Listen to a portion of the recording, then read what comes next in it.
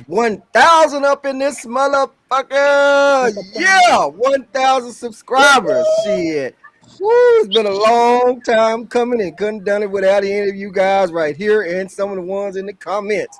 So now everybody know how we do it right here. Wizzo Talk. Shit, all exciting and everything. I'm gonna go on the intro and then let everybody intro and then we're gonna get this thing going and just share some past memorable moments on Wizzo Talk right up in here. Hello, everybody. I am Paul Wizzo, and I appreciate y'all, each and every one of you, wholeheartedly. If you like to subscribe to Wizzo Talk, the link is in the description or strolling right there across the bottom of the screen. I appreciate your support. You subscribe, just make sure you hit that notification bell because we don't want you to miss shit. We want you to get all of the good because Wizzo Talk is totally unpredictable. I didn't went off script for my intro just that quick. So make sure you hit that notification bell and we're gonna get you guys ready to go up in here. So if you're watching this from Facebook, make sure you click that link in the description also and subscribe to my YouTube channel. I appreciate your support. If you'd like to be a guest on Wizzo Talk, by all means, hit me up in the comments in the chat, send me a message on Paul Wizzo, a messenger, send me the smoke signal, the bat signal, whatever you got to do to give me the message, and we're gonna get you on the show. And don't worry about a topic. I got plenty of them. And if I don't have some, I know Pope, Jason, I know the guys that's on here, they always keep something ready. So they ain't got to get ready. They stay ready. And remember, it is absolutely free, 100% free to like, share, and subscribe. I appreciate your support. With all that being said, we're going to get to this intro from the guest, and then we're going to get ready to get this thing going. So let's just go on, start with the ladies first. Let's go with Miss Latanya LJ. Hey, y'all, what's going on? My name is Latanya Jones. I am a financial services consultant. You see it right there at the bottom of the screen. So if you need help with making, saving, and protecting your income, I'm the one to speak to. Also, I'm always glad to be on the show because Wizzo allows you to be yourself. And as you see, the young man down there with the shiesty on, it's never a dull moment. So I'm glad to be here.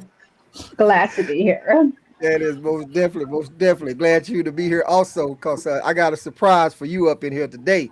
So Oh that's my what's up with that. God. Yeah, let's go down to y'all. I can't see the name. What is that? Harmony.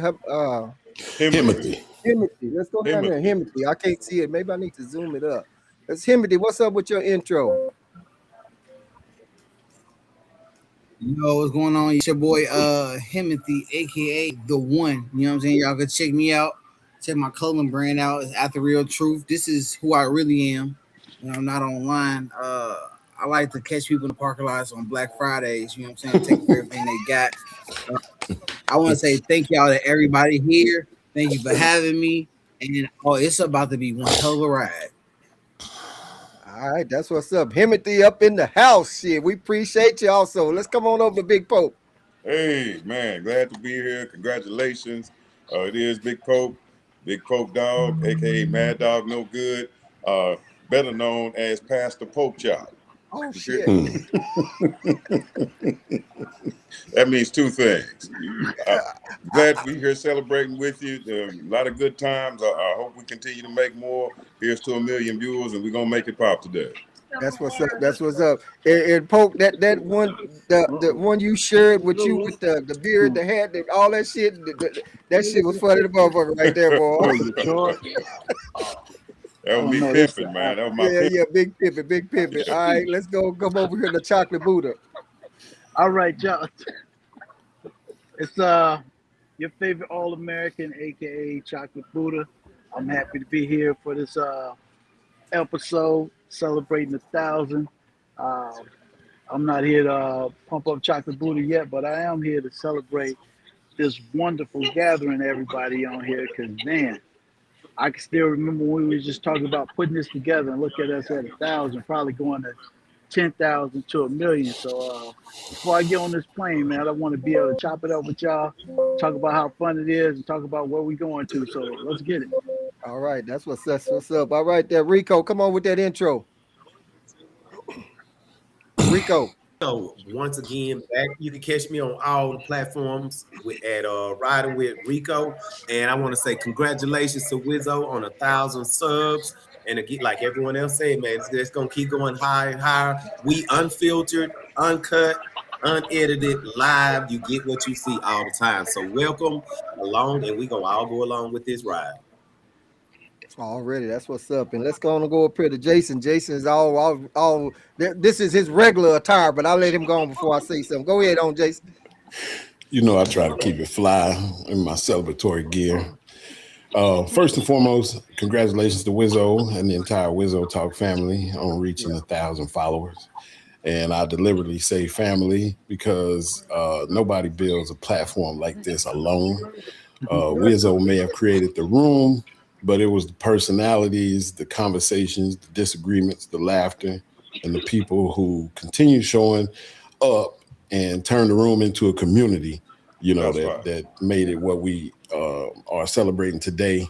To give you a little context real briefly, Apple Podcast advertises 3.2 million podcasts that's active, but only 482,000 of them have published anything in the last 90 days.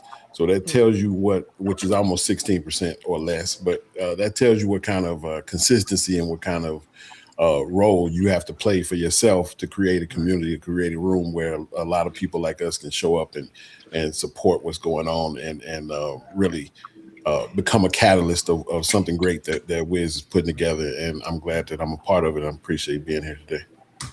That's what's up, man. I'm totally excited, totally blown away. And the guy that gave me this idea to do this is PM, but he's not here. You know, he said, Wizzo, why don't you go on and make one, and then where everybody can share memorable moments and shit. I'm like, I ain't fucking think of that. And he said, I wish we'd know who that 1,000 sub was, but I don't, because we were going live when they subscribed, and I don't know how to go back and look for them, whatever. But hey, excited as that may be, I'm telling you guys, I couldn't have done it without you guys.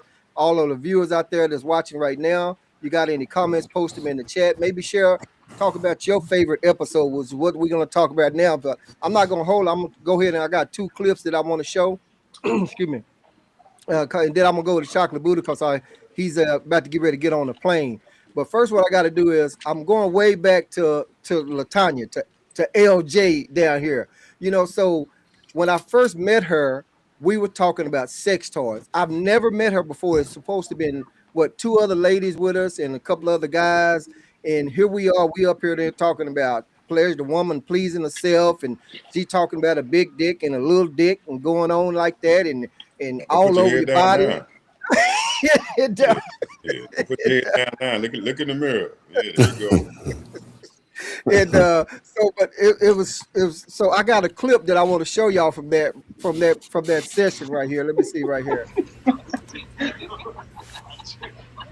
I've been sexually pleased by usually a man who is smaller than a man who is bigger. Right. Because they know, basically, because they don't bring that much to the table, they know that they have to take care of the rest of the body. Right. So they are in tune with everything. Where a man who is more endowed, he just gonna come in there swinging and banging, right, because that's all he think he gotta do, and you right, just like, yeah, don't have it no more. And it's a lot more. yeah, it's a whole lot more to it than that. And so I'm sure you remember that, huh? Yes, I do. You want to tell us a little bit about that episode? That episode, I remember, I think you had asked one of my friends who had introduced me to you to actually do that. And she was like, well, I don't want to do it. And I was like, well, shoot, I'll do it. So when it was the subject, I was like, okay. So, I mean, I was nervous, of course. But however, it was just a subject, and we just talked, and you made me feel very comfortable. And I just talked about the little bit that I do know, I gave on that. So, yeah. That's what's up. We had a real good time, real good conversation, sitting there with someone I never even met before, and here we are talking about sex toys in the bedroom. So I thought that was crazy to be able to talk about that. Okay, Poke, we got you right there. I know what happened right here with this one. And so I got one more right quick. I'm gonna show it because I'm going kind of fast because I want to make sure I get Chocolate Buddha before he get ready to go. So then at one time I called Jason down. Jason came down from San Antonio, came down to one of my podcasts. He didn't know what he was getting into. This was before I started streaming. I was in Killeen, and we was going live in Killeen. Then I come back and upload it. So It was Jason and I, and then it was two of the white guys that I know, and we was talking about politics. And when I tell you Jason tore their ass clean off the frame, they didn't even want to talk about whatever that plan, David Duke or whatever his name is, and they was quiet about it. We was talking about Trump. They didn't want to say anything. So Jason said, well, I got something to say.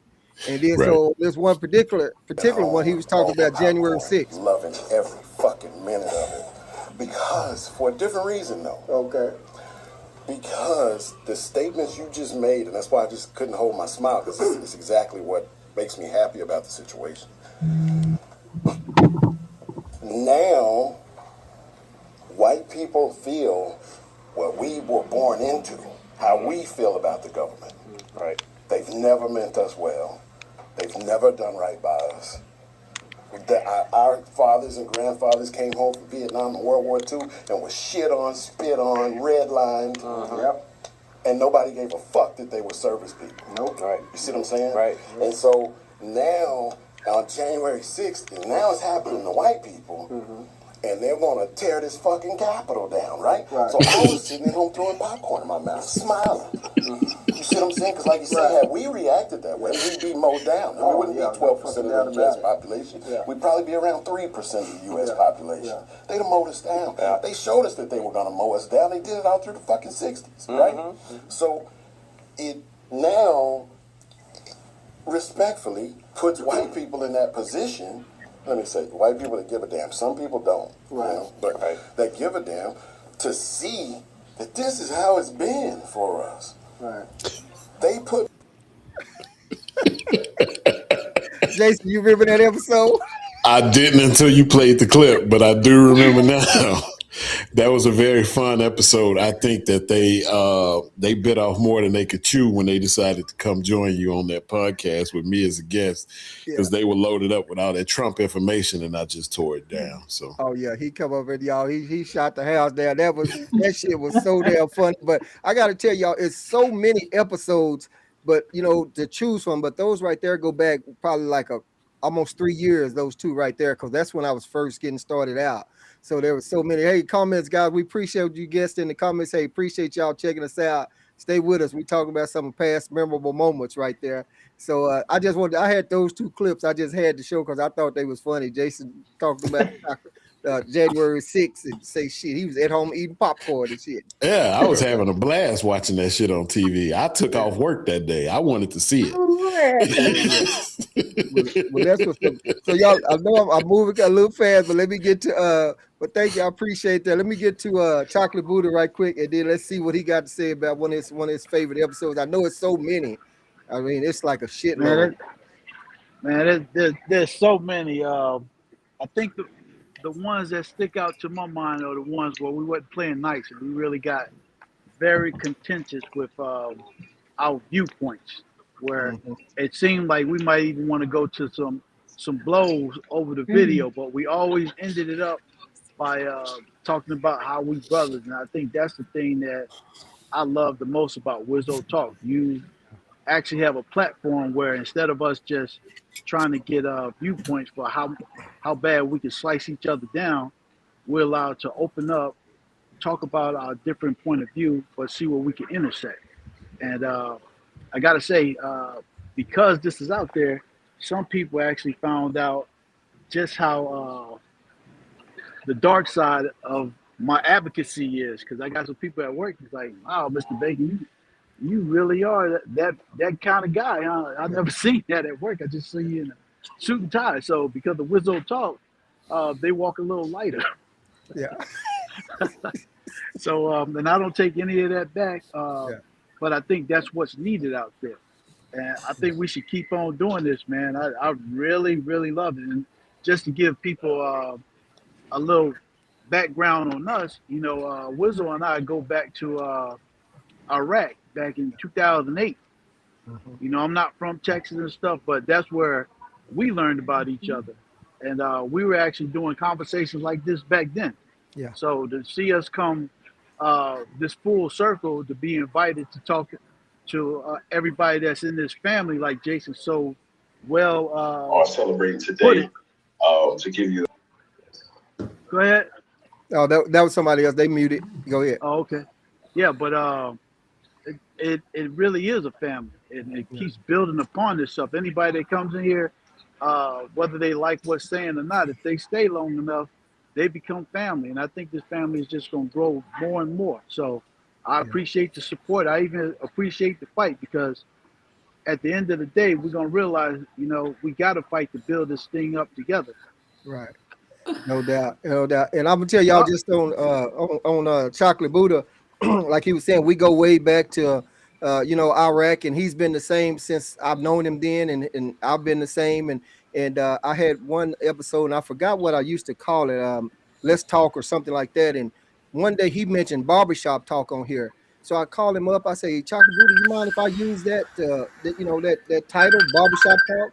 So long story short on that, that's how barbershop talk was born. I called him up and asked him if he'd mind if I, use that, because that's what he had thought of.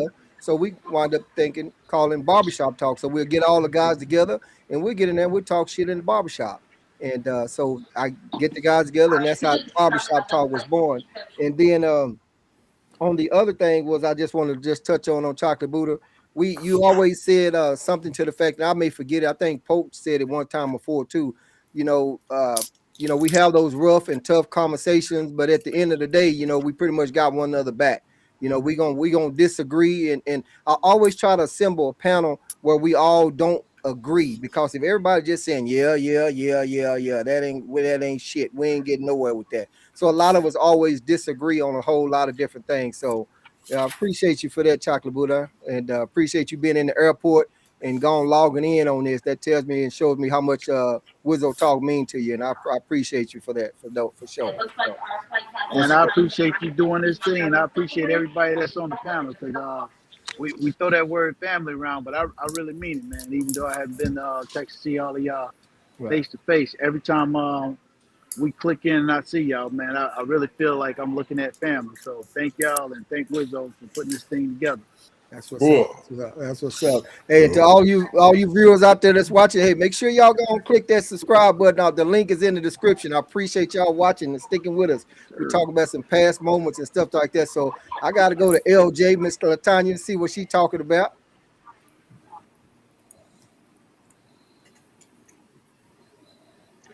Oh, okay. I'm back on me again. Yeah, we back when you tell us something about, about some of the Wizzo Talks past episodes. I think it was online dating versus meeting somebody.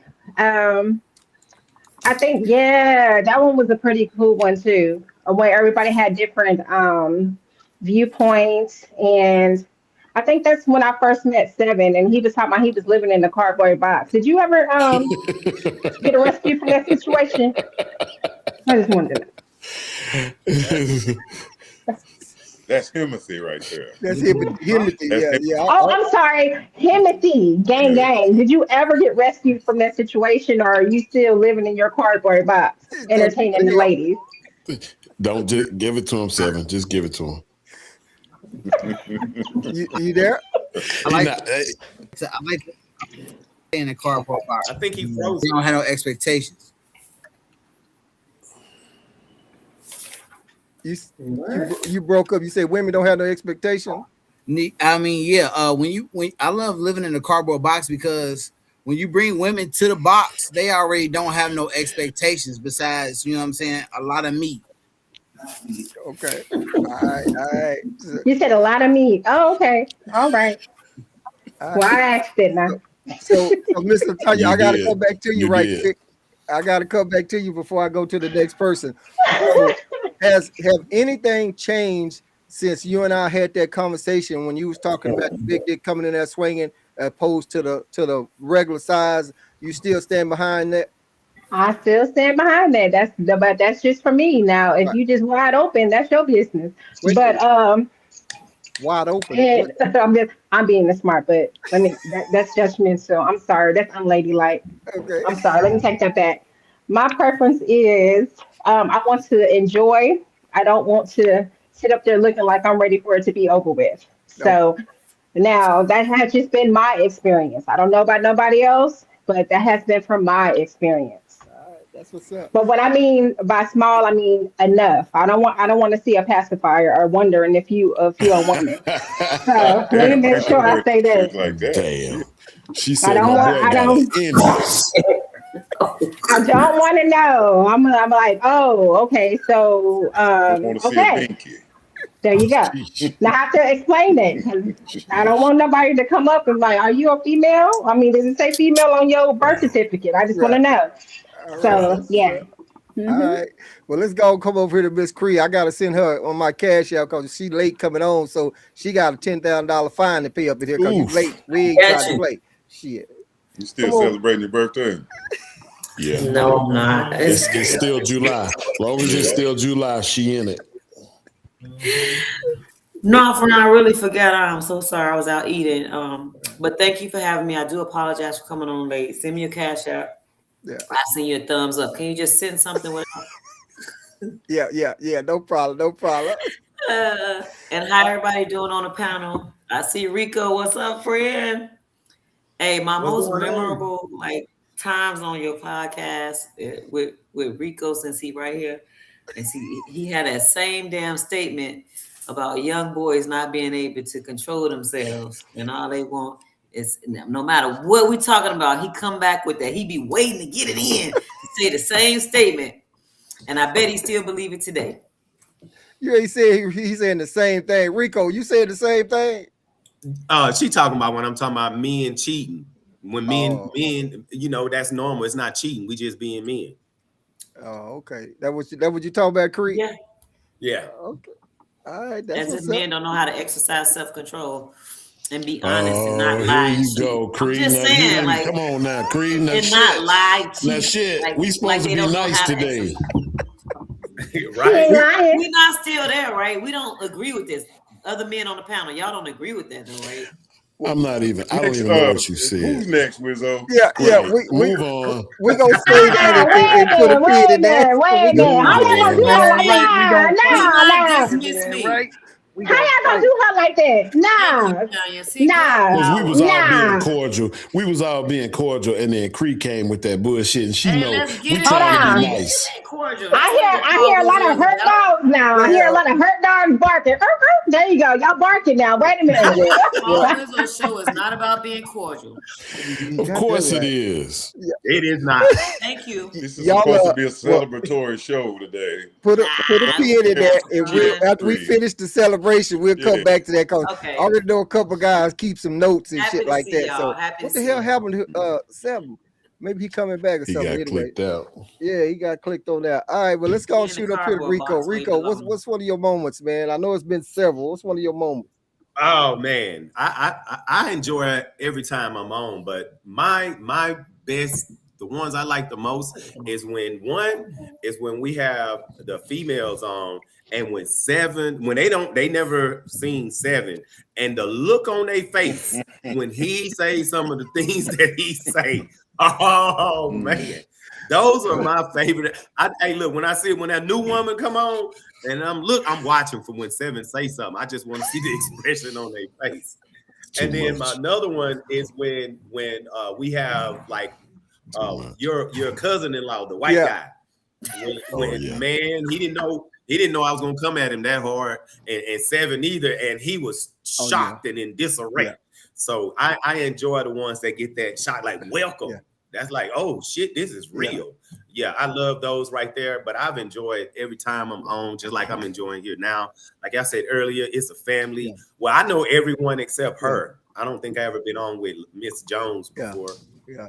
But ever since Cree introduced me to you, man, I don't even know how long ago it's been, but it's been all love and all good. Cree is the reason that I actually ended up being a part of this. Yeah. But yeah, I've enjoyed them all. But those are my favorites when people get a taste of Seven for the first time. Yeah. Hey, and what y'all had to do one time, y'all had to go back and look at that video when Seth get to talking and watch everybody's expressions and things like that. That shit is, man, it's off the chain, I'm telling you. So it is definitely fun. Rico, I appreciate you been riding with us this whole time. And anytime I send you the message, your calendar is clear, you answer the call. So I appreciate that, y'all. But I'm gonna skip the rotation just a little bit because I want to go to PM for an intro. And PM, come on with that intro right there. Well, I didn't get no intro.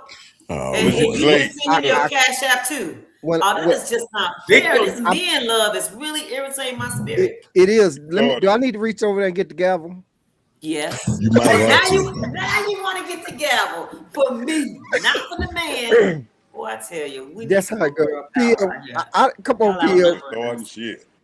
She started I'm shit. starting it. He didn't say nothing about Cree get an intro. He didn't say nothing. Cree, He when want I to send came his to you, cash out. He that want to was post how I'm late. you. But But you gotta PM just celebrate your pop in there. birthday. Don't You hold supposed your to head be down, celebrating PM. Yeah. this. Come on, Give Pia. me your neck. Put it in my hand. Wow. That's what she said. Right. Ooh. Three just gave us a perfect example of what women cannot do, Mm. and it's just be quiet. Oh, damn, I knew he was going there. I want you to be Hi, quiet. Cree. This is a podcast. Make it make How you sense. doing? Get out How of you here. doing? Get out of here with that. Yeah. Get How out of you here. doing? You know I'm waiting for you. Nah. You know, you know I was waiting for you. Hey y'all, man. PM Lifestyle Podcast here for the 1K. I'm glad to be a part of it, man. It is an honor to be here to be on the show right now with all the guests. Everybody out here needs to go get some mental health just a little bit. So I'm glad to be a part of it myself. Glad to see everybody to get help. How y'all doing? All right, that's what's up. Hey, PM, before when we had went on, I'll let everybody know that this was your idea. That I didn't even think about that. Having this where the guests come on and talk about some past moments, and also, just to celebrate. If we'd have known who that 1,000 person was, I would have been able maybe send them a Wizzo Talk cap or something like that. But I don't know how to look up to see who that is. So let me get 7 back on. So, but I appreciate you Greenbacks, my boy. for that. Greenbacks is what they want. That's what they want. Well, shit, Greenbacks. I will paint some green on somebody's back in a whole minute. All right, let me go. Come over to let's come over to Big Poke. Big Poke, what's up? What's really good? One of my favorite shows is recently actually. The guest was Beautiful Soul.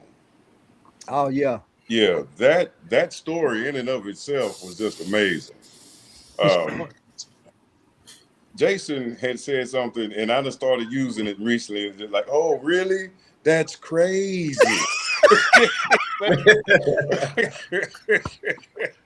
When he said that, I was like, that's going in the pocket, man. That's going, oh, really? That's crazy. Yeah. And because the story just kept getting wilder and wilder and wilder. I mean, we went from, I done found a bag with $100 on it straight to Soldier Boy Slim. They came into my house and I just started shooting, right? And then he fell on the ground and I shot him again. Then I was like, bitch. Then walked around like, this is how wild that story got. Yeah, this is like, I don't know if you got to see that, but you need to go check that. Beautiful Which Soul. one is it? That's probably the best story. Like forget arguments, forget poignant. It just kept getting better and better and better. Good words, yeah. It just kept escalating and escalating. And like what's the movie with Ving Rhames and all them in it? Shit. God dog it, where it's broken up into parts, but the whole time Samuel L. Jackson. Pulp Fiction. Her story was Pulp Fiction. Yeah. Anybody who's watching this, like, please go back and watch. I promise you, you will be entertained for days. You'll probably walk away wondering if you are still sane. Yeah. That was a good one. I'm surprised you picked that one out of all of them, which I know there's a lot of them. Man, I have not heard a story better than that in ages. Hey, but I'm gonna tell you one of my parts from that right there. What Jason said about that goddamn pawn shop. Y'all notice I kept referencing the pawn shop. Yeah. Man, I promise I don't be trying to disrespect nobody. But some shit is just so evident, man, that it's like, how do you not see this? You know what I mean?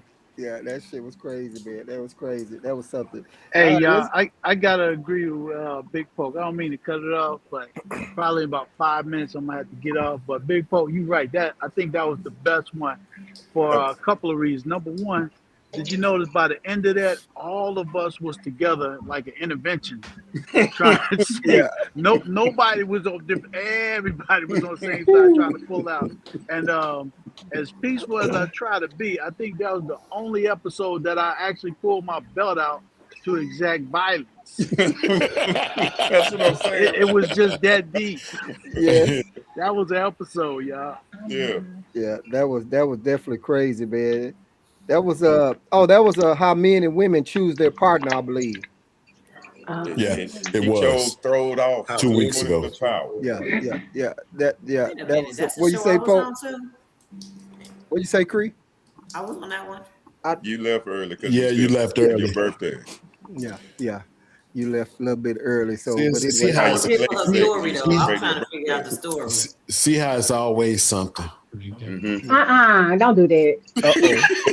It's already done. A woman is never happy. It's done. It happened. I was not even Don't do gonna that. engage in that. Sometimes you definitely do not have to engage. All right, let's go over to Himothy over there and see what was his moments were. Hey, can y'all hear me, man? Yeah, we got you. Got you. And All right, we listen, can see you. I wanna ask something. So to Creed, I see you got boom in your name. Is that because that's the sound that's made when you be walking? Uh-oh. Damn it.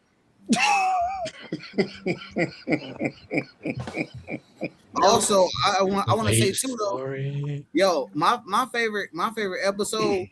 I don't really have one favorite episode, but my favorite episodes are usually the ones where the women tell their personal stories, but they can never deal with the fact that they are actually hoes. Dang. Also, Latanya, when you talk about that side shit, it don't matter really, honestly, because you could be big or small. The fact that all you women that be on here got kids and y'all not really with y'all baby daddies lets me know size don't matter, but y'all like getting cream pie. I guess we not celebrating no more, huh? All right. Wizzo talking spoon. But you notice ain't nobody said Hold nothing on. to him about what he's saying, right? It's laughter, Hold on. and Hold joking. They You- telling Hold me about celebrating. You notice Big Pope, especially. Go he ain't ahead, said nothing. go ahead, When it's Latanya. about the women, when it's negative towards Hold the on, women, let Creed finish. Let's finish. it's funny. Oh, go ahead, Miss But Cree. it's Go not ahead. funny. It's It's not funny. Okay, Latanya, go ahead.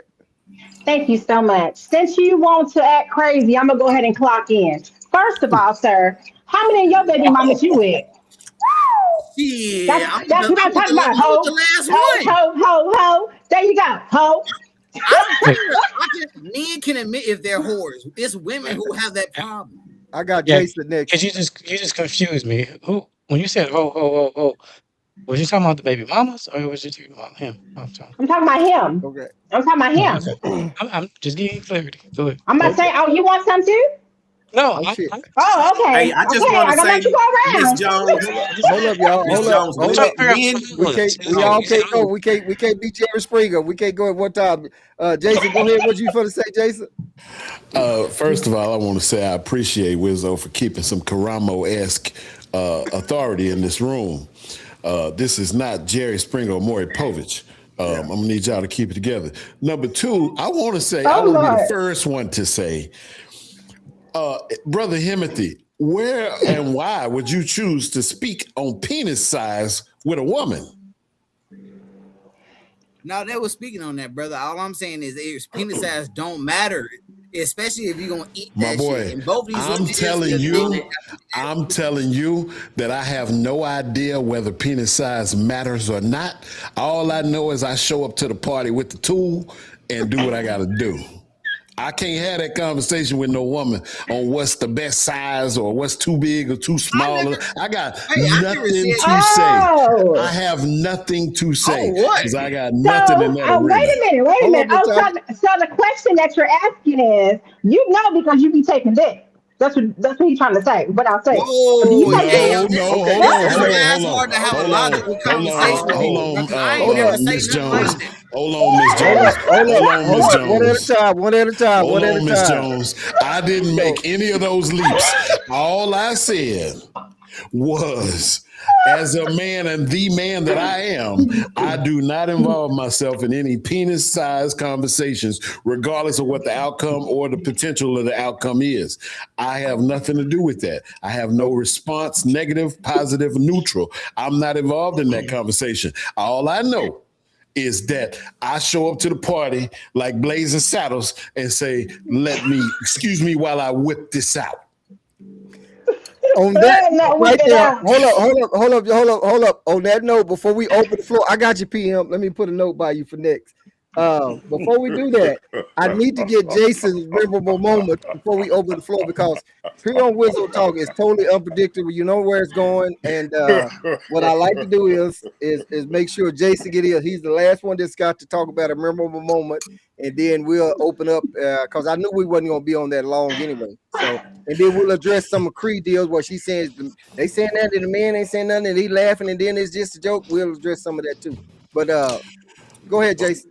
So for my memorable moment, I don't remember what episode it was that I was involved in, but there, in my opinion, there was a marked difference between Brother Seven of the early days and Brother Seven of recent days. And I'm just saying that a memorable moment was for me when he decided that one episode to say that all women were the R word. That was a game changer for me, that he decided to call all women that, right? It took everything up a whole nother notch. And as y'all can see, he hasn't turned back since. Now, he's not here with us today. We got Brother Himothy, but Brother Seven will call a woman retarded in a heartbeat. And that was a lot for me. That was a lot for me to wrap my brain around, but it was definitely podcast gold as far as getting people's attention. So that's going to be my moment in whatever episode that happened the first time. Right. Okay. I can remember that. Chocolate Buddha, before I let you go, PM was next. But I was definitely glad. I'll tell y'all one time when Seven was on, he came to one of my episodes and he had on a Chief Wahoo McDaniel feather hats and shit like that. And one guy told me, he said, man, it took everything out he could to try to watch that episode, but I couldn't watch that shit. But it was he definitely brings something different every single time. But I gotta ask you, you said the R word. What are we talking about? Retarded. That's what I thought. Okay. That's a medical word. All right, so let's see what PM got it did. Chocolate Buddha. I give my time. I give my time to I give up my time. You get your time to Chocolate Buddha. Okay, yeah. Chocolate Buddha, go ahead, because I know he's for the board to play it a little bit. Yeah, that's what I wanted to say. We're about to get on the plane, so I want to first of all thank y'all for being out here. Thank you for letting me get on here real quick. I'm gonna be looking forward to the 29th, where y'all can really talk about what y'all talking about today. Hopefully y'all can talk a little bit more about celebrating instead of all the other stuff, Mr. Mask Guy. Save that for the 29th. But real talk, man, it's been an honor to be a part of this ride, and I can't wait to see where you're gonna take the rest of it. Love you all. Peace and hair grease, man. That's hey, Chocolate Buddha. Hey, Chocolate Buddha, say where the lady boys in Thailand. Now, I'm gonna put the belt on your ass when I come to check. Hey, I'm about to get on this plane, y'all. Love y'all, man. All right, bro. Peace out, man. Peace out. Yeah, most definitely, y'all. Safe travel. I tell y'all this, just to touch base real quick. Here's somebody. Oh, that was him in the airport. Starting up the podcast. Hey, it's been a blast, man. Not knowing what to do, which way to go. I'm always on the phone. I'm trying to bring people in. Then people will go shit at the last minute. They don't show up, and I'll be like, fuck. So that's why sometimes you'll see a large panel here on Wizzo Talk. Cause if somebody don't show up, then we still covered and we good to go on it. So, but it's definitely has been a challenge. I'm already booked. I go once a week. Cause going twice a week, man, is really a lot of work. And right now it's fun. It's fun to me. This Wizzo Talk is not monetized. If you go back and look at some of my intro, you'll see the intro didn't change so many times because I'm kind of finding the way about how it's going. But what brings it to, what really brings the heat are you guys, all of my guests. It's in my phone. I hadn't looked at it. I wasn't prepared to say it.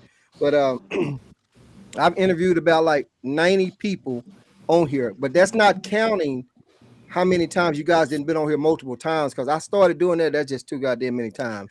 But 90 people has been on Wizzo Talk, been interviewed. What did you say, Jason? How many episodes have you had? Oh my God. I started doing that too, because first starting out, I was doing episode 1, episode 2. I don't even fucking know, but I got just over like a fucking 1,000, with my clips and I don't know. So to answer that But question, True Blue episodes, you probably had pretty close to 150, 200 episodes because you pretty much do one every week, right? yeah, exactly. Yeah. And see, most people, like I say, they quit after 21 episodes. They quit before people that need to hear them say or do whatever it is they want to say or do before their tribe, can make contact with them. So you're beyond that point, man. I'm looking forward to, what can happen in the future. Like I said, 10,000, 1 million. I'm just glad you're making all of us a part of it. Yeah, most definitely, man. Hey, you guys are making the show for me. I'll get you on because you ever notice I usually say very little, but you guys bring the fire. Okay, I got you, Himothy. What's up? Hey, yo, I just wanted to ask, man, in celebration for 1,000 followers, man, can we get both the ladies to hold their hands up like this and jump up 10 times so we can get something? I don't think they gonna do that. What? You don't even like women. Oh, I never. I know. Hey, yo, now I'm You don't starting even to like think you women. women Why got are a we problem doing with that? comprehension, bro. I ain't never say You nothing want us to about look the ignorant? different You don't even size like of dicks. women. I didn't never say any of that. Y'all just make some shit up. Who hurt y'all in y'all words? That's the question you should be asking yourself. I'm not hurt. I'm a In the loving mirror. person. Hey, if you a I'm loving a Probably person, with loving your mama. person. I'm saying, Wiz. if you All right. a Let's loving keep person, it. Let's keep put it your hands up together. like this and jump up and down. Hey, They not Wiz, gonna do that. What's up? he trying to make your shit the Man Show. Remember the Man Show with Jimmy Kimmel? Jimmy Spike Kimmel, TV. back in the On day. Spike TV. I Yeah. He trying to make your shit. They had a trampoline in the backyard. You know what I mean? Come Oh on now. damn. Yeah, we definitely not gonna do any of that. Cree, what's on your mind, Cree? Come on, I know something's on your mind. Somebody hurt Seven. He needs help for real. No. His Nobody behavior ever hurt me. should I Hold be up, let her finish, unacceptable. Seth. We gotta let her If he's doing finish. it just for clicks and likes and all that goofy stuff, you're very disrespectful to women, and it's insane. You don't even have to be that way. You're not that way with the men. It's not equally around the board. Why? Are you afraid of the men? You afraid how they gonna respond or look at you? Clearly, you like them better because you don't say nothing negative about them. That's not true, bro. At the end of the day, You are what you do, not what you say. You're what you Let do. him finish, Seth. Let him finish, Seth. Let her finish. Let her go and finish, and then you can go and comment. He can come Finish, in. Cree. I'm done. He is what he do. He what you do, that's who you are, your character. And you have a habit of it. So if it's not for clicks and likes and this is how you really feel about women, then you got a problem with women. And that's fine. That's your problem. But that means you like men because it ain't but women and men in the world. So what the fuck? Hey, yo, the philosophy of some of you women is crazy. Y'all the same people who be like, men who have sex continuously with more women are gay. That's the type of retarded shit y'all be saying, bro. I can fight any one of these dudes on here. Nothing like that. Right, let's listen, bro. I can fight any one of these dudes on here, bro. The thing is, nobody's gonna frown on that. But if I knock one of you women out, then everybody gonna be crying out. So the thing is, I don't hate women. I just don't like the fact that you can't admit that y'all be doing some whole shit. All right, let's go over here to Jason right quick. Jason, what's up? No, I retract my moment to step in. I'm gonna let this play out. Okay. All right.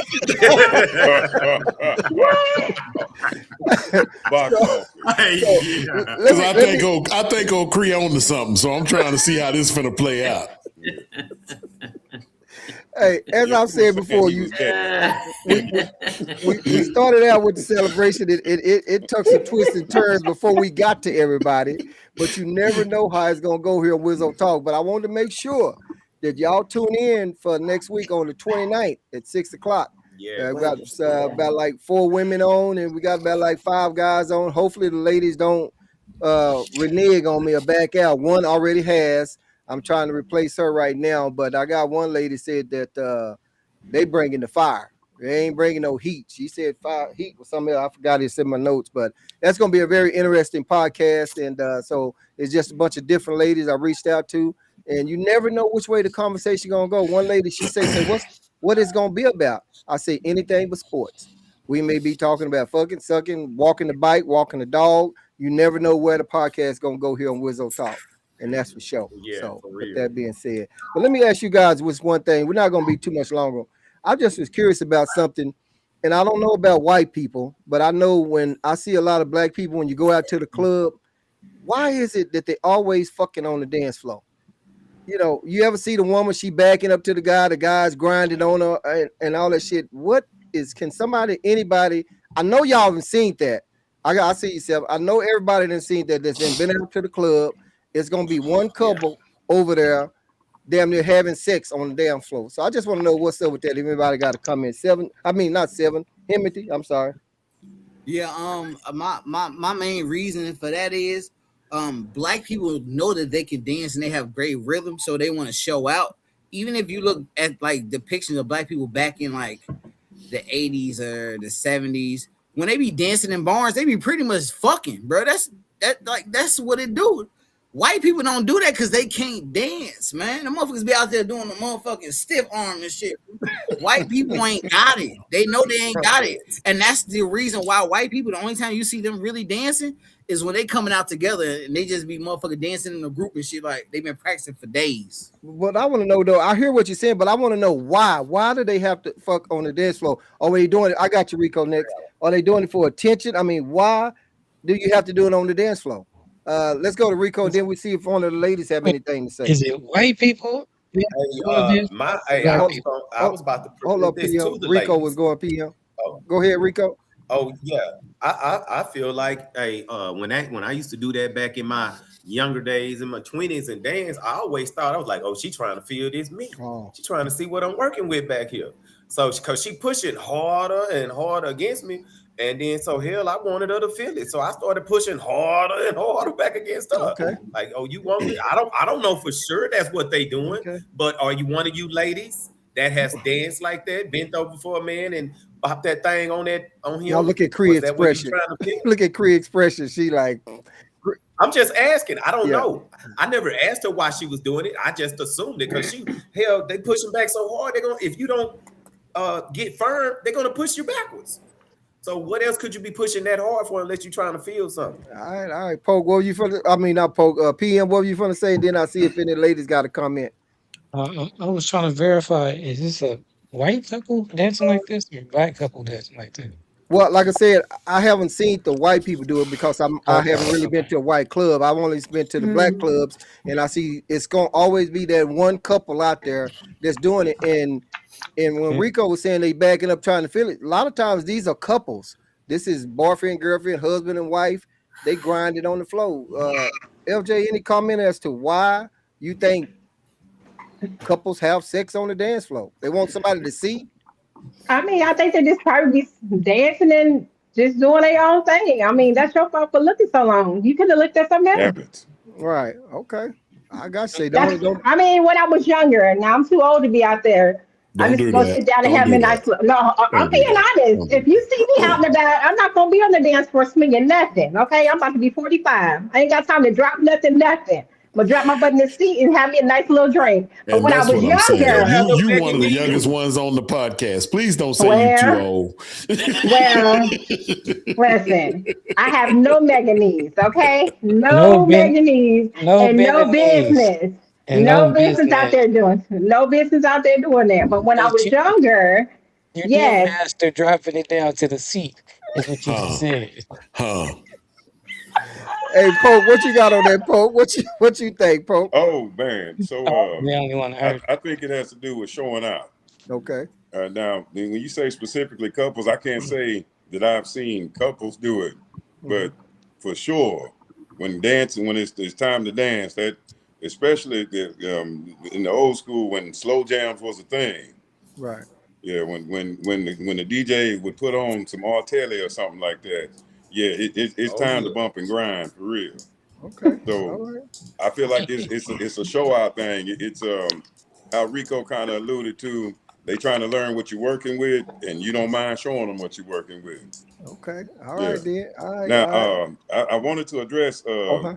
I think Latanya Jones. Is that yes? Yeah. That's what. hmm Yeah. I think you're lying. I Uh-oh. think you get out on that dance floor right now, unless your knees blown out. from something else. I think you're gonna drop it like that. Your ass was motherfucking me. Wobbly wobbly drop. Yeah, you was wobbly wobbly. You was wobbly wobbly. I don't care what you say. You came on when I was younger. About the size of the male member, the butterfly, the Tootsie Roll, and all the stuff that makes the body swell up and get swole. Yeah, no, I don't believe you. I'm calling you out right now.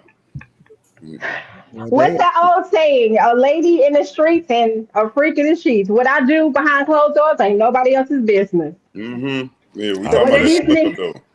So now, boy, oh my Lord. Damn, somebody hurt you? I appreciate it. He said, I appreciate it. I appreciate it. Yeah. How freaky are you? Well, damn. How freaky am I? I don't talk about that. You said freaky in the sheet? No, I don't talk about it. And the reason why I don't talk about it, I like the element of surprise. Because I've learned that people who talk a lot about it, they are the worst that you ever had in your life. Right. So I'm quiet. Yeah. I keep it quiet. I keep it cute and mute. Right. Let me say this right here, because if anybody that is needing to log off right now, you don't have anything to go on and put out there, you don't want to say anything, any closing remarks or comments, you're more than welcome to just go on and exit. If you do have anything to say before you get ready to go, send me a message in the chat. Because hey, right now we just chopping it up at some random shit. So if it's boring to you, you can exit if you like. Hey, cause we just having a little fun talking about some shit. So I'm just saying. Listen, anybody that adheres that warning, they wouldn't have been on here in the first place. We all here because we like this show and we want to talk about bullshit, and we want to hear LaTanya talk about how she not gonna talk about how she want to put it on it. Real. I think Paul was looking at my face. Like, let me give I was, because you was looking at it like you was bored as hell and just don't want to be there. So I was. Cree all right. Long as ain't nobody getting disrespected, Cree all right. Thank you. I was getting ready to say, I can talk about anything. I can listen to anything. I just don't like the negativity. Like, I always like to come on your show and hear from smart, intelligent guys and learn from them. Whether y'all believe it or not, I'm saying it with my own mouth. Like black men who know how to control themselves and hold themselves to a standard. Right.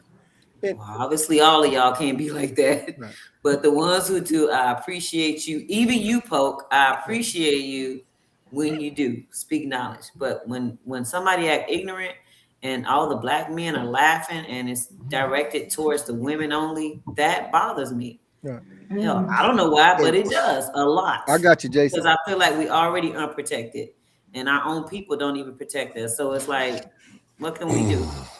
And that I got you, Jason. And that's absolutely your choice and the way you want to feel about it. Because just like when we had the podcast the other day, when Poke was mentioning about how he don't care for long sleeve tattoos or whatever, and this one other guy was all offended, and he just kept going on about the tattoos and going about the tattoos, whatever.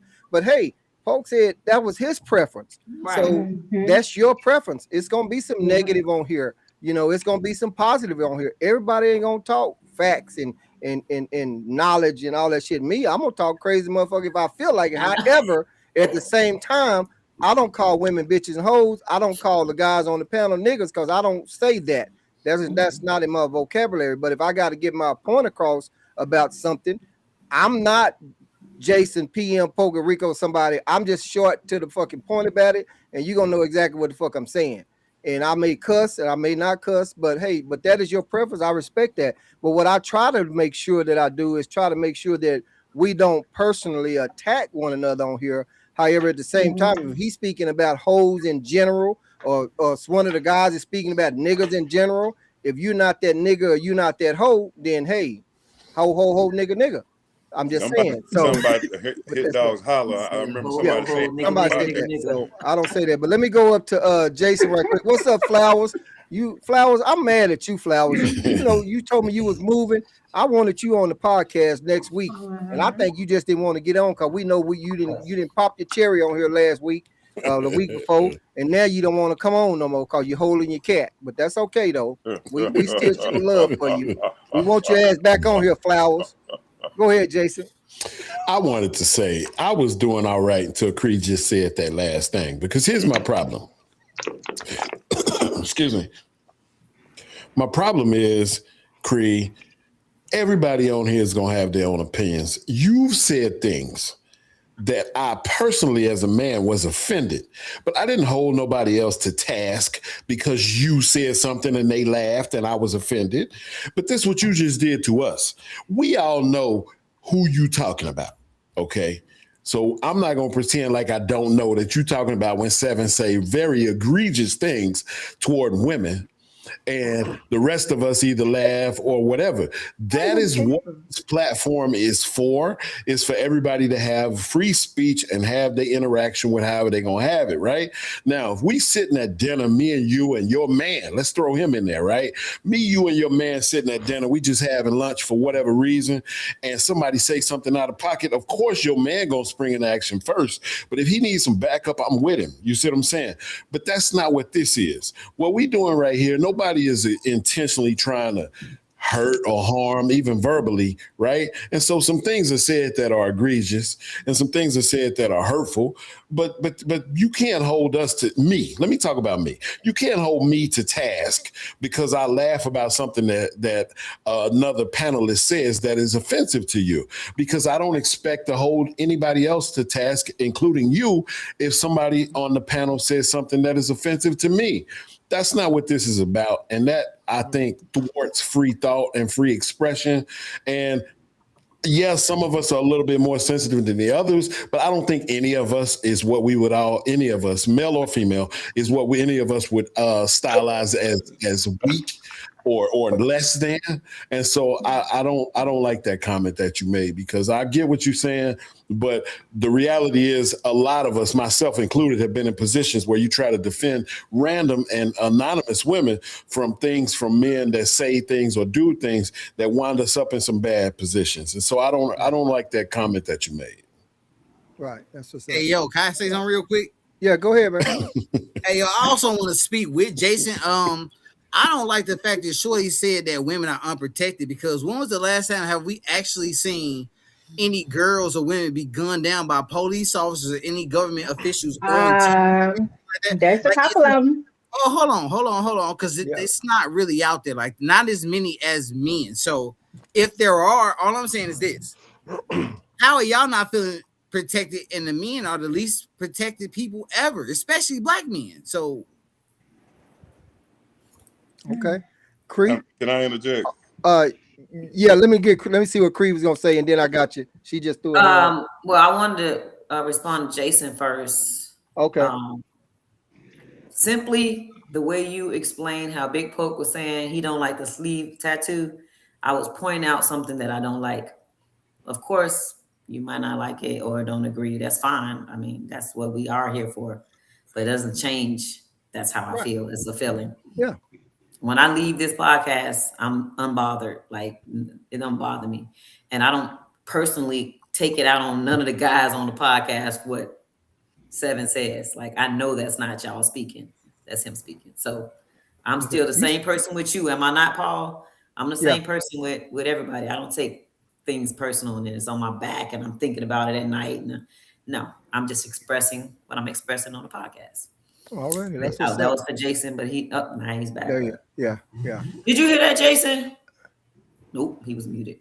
But I was the one that said something about the sleeve tattoo, though. But you, not Jason. Oh, I thought you said Poke had mentioned that he didn't like it, and the guy kept going on and on. Yeah, that's not what this is.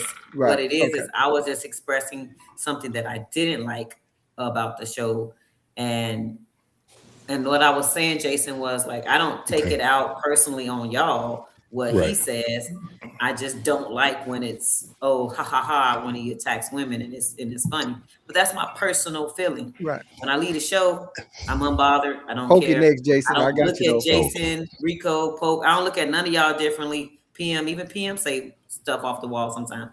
But I treat y'all still the same. It's all good. Even if I see Seven out in public, which I have seen, I don't treat him differently. You know what I mean? So this show is what it is. So I do understand that it is what it is. But all right, you like seeing this, like, Pope, So- then Jason. The thing about it is like it's really two strong points. Like Creed, you have said some things like I personally got offended by because it and I'll even tell you the time you word for word you said men have built this world the exact way it's supposed to be, and I was like, if it's us, then we're talking about black people, but you made it like men, being black men, are oppressing women, specifically black women, which we have never had the power to do. And I found that disingenuous, and we even had the conversation about why I held you to a different standard than I do Himothy. I don't know if you remember that or not, but we actually on the show we had a conversation. I remember when you got in your feelings. Oh, that's what you want to say? Cool. No, I mean, But and it's okay. Let's let him finish. Let's let him finish. Let's let him finish. Okay. Yeah, I just want you to take that negative. Yeah, let's let him finish. I didn't. I said that's how you want to call it. That's fine. Okay. That's fine. But the thing is that you'll paint that broad stroke, that broad brush of a stroke, and it'll just be men bad. You've done that several times before. And the thing about this is that you've got 7 as your one example, and then you'll start trying to say, well, we are not checking him. But this isn't about checking. This isn't about regulating the conversation. It is a free speech platform, which is why even when you say something that I find egregious, you check I me. still. I'm just. You want to make the point. You gotta let him finish. You gotta let him finish saying what he said. I know he's getting there, but you gotta let him finish. Yeah, there's a whole statement. It's a whole piece to it. Oh, yeah. There's a whole piece to it. But the thing about it is that it's just about the conversation. Now, as Jason has stated, if something were actually to pop off because of who we are, if there's a wrong that needs to be corrected, then that's what's going to happen. But here, this is barbershop talk. Now, I don't know how y'all talk in the salons because I've never been to one, but it's a freestyle in the barbershop. Yeah. And no matter how many bitches, hoes, retards, cum buckets, pussy licking, and I mean, you know who I'm talking about right now. Yeah, you know how many cherries get popped. You know how many that's crazy that is. It's all barbershop talk. Yeah, and that's my point. This ain't barbershop talk though. What are you talking about? I don't go on barbershop talk. Yo, yeah, you've been on it many times. Yeah. No, I haven't. You definitely been on there one time for sure. I know because we had you on there. But what he's saying, no matter the title, I mean, it can be barbershop talk. You know, like you say, you never been in a salon or whatever, just general conversation. You know, I got to put up a title. Here we were celebrating 1,000 subscribers. That went real quick, and we got off into some shit right quick. Right, so real quick. Hey, that's how it goes right here on Wizzo Talk. Shit just jump off. You know, but everybody just speaking their own opinion, and in the end, you know, we got you. Like Jason was saying, hey, your man gonna jump out first, and then if he needs some backup, then he's right there. And at the same time, I saw somebody, and I don't know, it may be Poke, I don't know, cause I know Poke, Jason was talking about helping out women a lot. Chocolate Buddha has, and somebody posted one time when a stranger helped this other situation, and I think that stranger wound up getting shot or something like that. So in other words, we got to watch times this year. Yeah, what you say, Pope?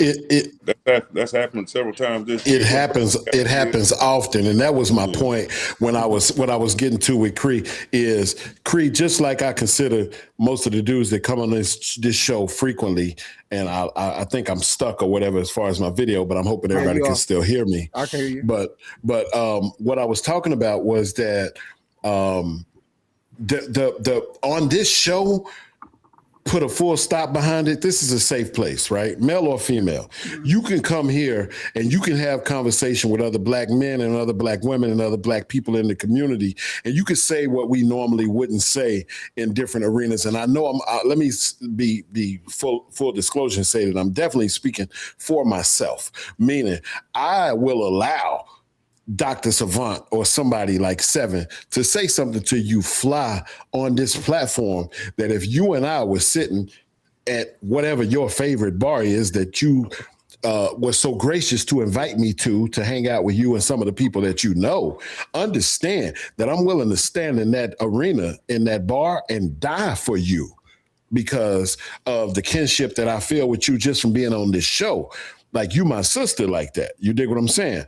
And so on this show, though, I deem it to be a safe place enough that if you going to argue with somebody on this show, you just argue with somebody on this show. But if we're out in public, regardless of race, then absolutely I'm going to step up to protect you because that's crazy, right?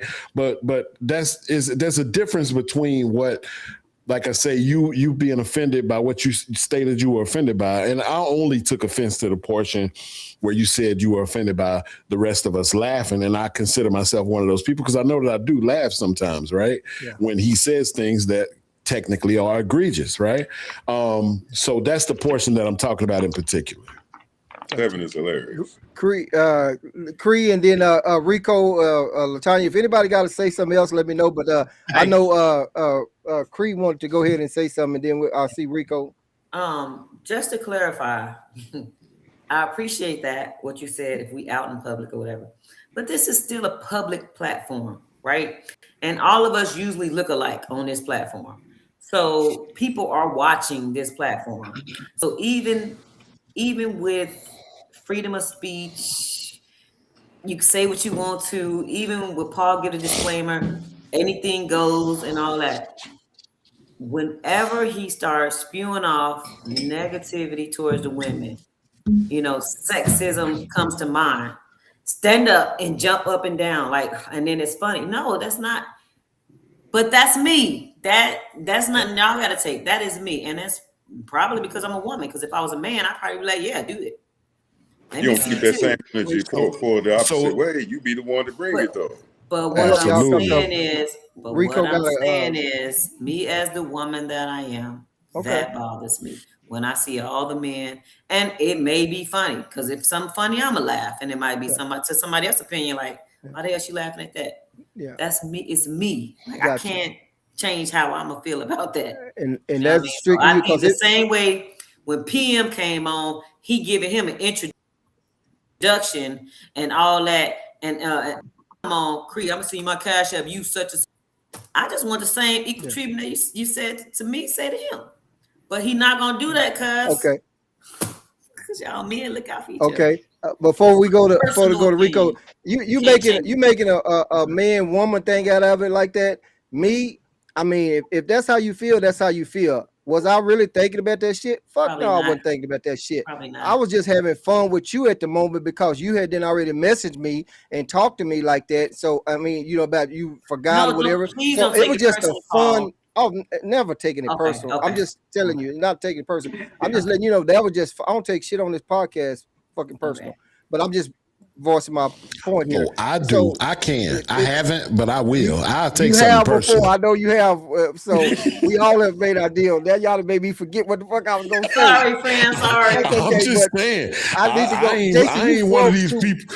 I'm sorry. I'm not one of these people that's trying to downplay the fact that I can get offended. I'm not saying that I am offended, but I'm not going to downplay the fact that I can be offended. What I'm trying to get Cree to understand is that I'm not speaking for anybody else. I'm only speaking for Jason, and I'm saying I love Cree. I got her back, but on this platform, it's every gladiator-esque for herself because she'll be all right here. But in public, I'm gonna step up. Yeah, and I need to go to Rico, but and because I forgot what the fuck I was gonna say, but I will say this right quick. We all get offended and get to a point. Hell, Pope didn't say something one time, and hell, I went to another whole goddamn level one time. What show was that so I can go watch it? What show I don't remember, but it was something that he said, and I think we was talking about fact checking or some shit. I ain't fact checking no goddamn body. And then after it was over, I'm like, God damn, man, I don't believe I said that shit. But anyway, so shit will hit me. But guess what? I slept good that night, and I know Pope wasn't offended by it because we gonna all talk. But I need to go to Rico because y'all he had something to say, so I need to go to Rico. Rico, what's up? In regards to what we were talking about, I just feel everyone is entitled to their opinions and say whatever it is they want to say, because we've all been through different things, and we all have different things that trigger us. And again, I don't take things serious on here as well. Definitely for me, I laugh at damn near everything Seven says because I know the real. I know the real. I've talked with him offline and not, behind, in before we come live, we didn't have some conversations back there before. So I laugh because it's funny, and I know what he's doing. So I don't get offended whether it's him or anyone, and I just laugh, not to disregard a woman's feelings, because I love women. Okay, Cree, that. I love not white women though. Okay. Stop. I mean, maybe I shouldn't have said that. God damn, You just said women, so that's all. So let me say this right quick. So I love the melanated woman. I got you, Himothy, but let me say this right quick. So as I think about it, I heard Rico say he don't take it serious. He don't, like this. And I was saying that same shit, and Jason put the brakes on me. So, and then I had to go on and think about it for a second. So Rico, I'm gonna put the brakes on your ass, because when you was on here with goddamn, what's this guy name? Big John. Big Your John. ass was in He another had your whole ass goddamn rattled. world. John had your ass rattled. You was upset. Him and that black chick, Sky. John and Sky had your ass rattled. Yeah. Oh, I need to go watch that one. Hey, look, hold on, look. I can explain that. When we you can't explain shit. When I'm dealing with them white folks, and even Sky, she's melanated, but she's white on the end. She bleeds vanilla. Sky live in Her and Compton. Tony Sky too. live in Not Compton. She blacker than vanilla. all of us. Sky live in Compton. Yeah. She blacker than all of us. Yeah. So, Okay. Yeah, let me. So I just can't deal with that, man. Like that racism and them white folks and they lies that triggers me. But I'm working on it. I've been working on myself. She's from Compton, Colorado. Okay. Colorado, not Compton, California. Okay, let's go to Himothy, y'all. Let's go to Himothy. Jason, I hear you, but I can't see you at all. But I know. I hit a reload, and now my video ain't showing up at all. I don't know what's going on, but as long as y'all can hear me, man, I'll be patient about piping up when I need to say something. Yeah, we ain't gonna be much longer. I don't want to hold y'all too much longer. We just chopping up some regular shit. But once again, I'm definitely excited to reach 1,000 subscribers. I know that shit for sure. That's been a long time coming, man. When I had like 5, I was like, ain't nobody gonna subscribe to my goddamn podcast. Ain't nobody watching. But I just like the little engine that could. I just kept on pushing it, and the numbers kept going up and kept going up. And then I met Creed, turned me on the PM, and then the Rico, and then I had Latanya. There was 7, been forever, and Jason and Poke, and so it's been a challenge, y'all. It's been a lot of fun, and we're gonna keep on going. And I will tell you this, all of this shit, man, I had to fucking learn this program. I had to learn, I bought a laptop, spent a little bit north of $15,000, built a studio in my backyard, got my logo. But I will tell you this, what made me start this podcast was my youngest son. We talk like every fucking day. He called me on the way to work. He called me when he getting off to work. He called me when he taking a shit. He called me when he fucking. One time I said, hey, don't call me when you're fucking. But anyway, so he asked me, I was joking about that part. So him and I we talk about everything. He said, Daddy, you should start a podcast. So I got you, 7. And he say, so I say, what the fuck is a podcast? I ain't never watched a podcast. So anyway, 2 years later, I put the pen to paper because I always write shit down before I get to going. And that was in 2022. I put the pen down. I went on, got the assumed name. I got my LLC. I got my trademark. My oldest son helped me with my logo, turned me on to some people and did some shit like that. And then in 23, I launched the first one, but it was pre-recorded. And then I found this streaming where I can stream. Now I had people in Alaska. I had people in Dallas, Austin, San Antonio, Louisiana. I don't have to drive no more. All that shit. Yeah, Jason don't have to drive no more. I had to learn all that shit, And my oldest son, he's making thumbnails for me, and 7 made some thumbnails, and now I Chat GPT and Gemini then come along, so I make my own thumbnails. And my oldest son told me, he said, them motherfuckers didn't took my job. so I do it like that. But I just want to tell y'all that all of this has been a learning process, just like those videos that I showed earlier. I just learned how to do that. I didn't do that, but this program does so much. But sometimes I'm a little nervous because I don't want to lose the live. And what I have to do is get more confident and practice, because I saw PM didn't share the podcast like that before, and he'll show some videos and stuff. And I always want to know how to do that. But so it's been fun. It's been a journey, and I'm enjoying it, and I'm appreciating each and every one of y'all. And Mark, we appreciate you too. Mark coming in. Mark's been around for a long time. Yeah, Mark. So let's go 7. Okay, I mean Himothy. Let's go with Himothy. What's up, Himothy? Yo, I just want to say, man, this show is it's a beautiful place, man, and it reminds me of an old saying: if you build it, they will come. And you built it, and we here, man. So, you know what I'm saying? Congratulations to everybody. If it wasn't for every last one of us, you know what I'm saying, this show wouldn't be what it is, man. And you know, a lot of stuff be said is really funny to me because I don't really take any of this stuff really personal.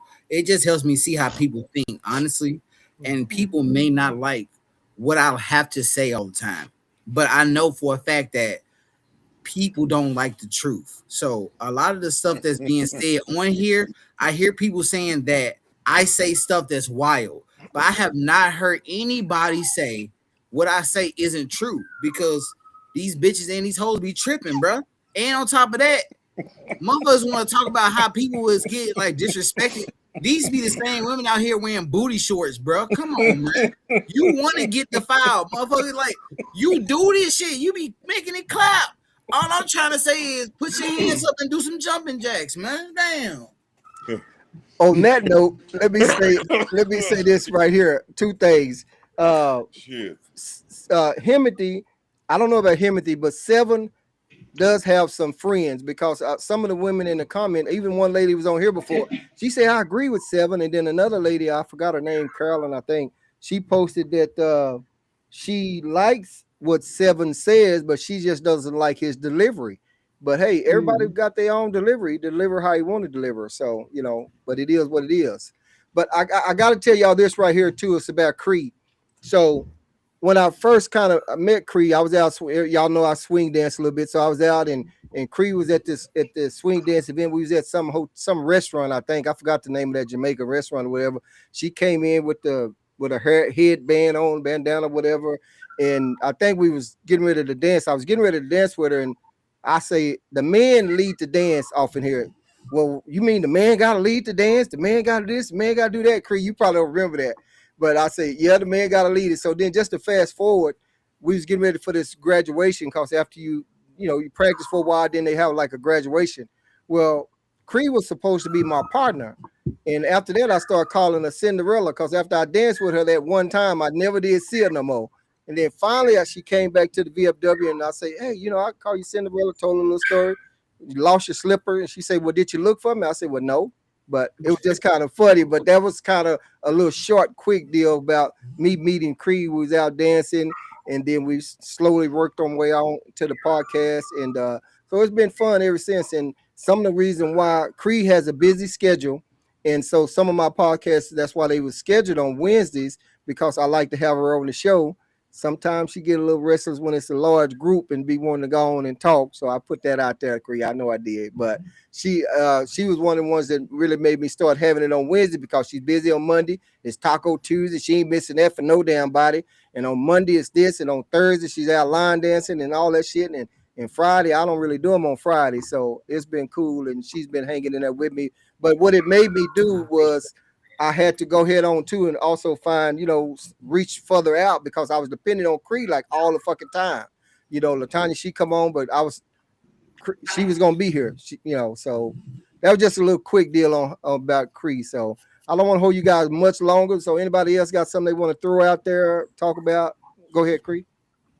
Well, I want to say I appreciate that. I appreciate you. You kind of helped me get my podcast going. I had to get my life together before I get back online. So my life is almost together. I got like this little piece I got to finish, and then I'll be back doing my own podcast. Yeah, I'll be asking you about your own podcast all the time. Come on. Yeah. What you say, Poke?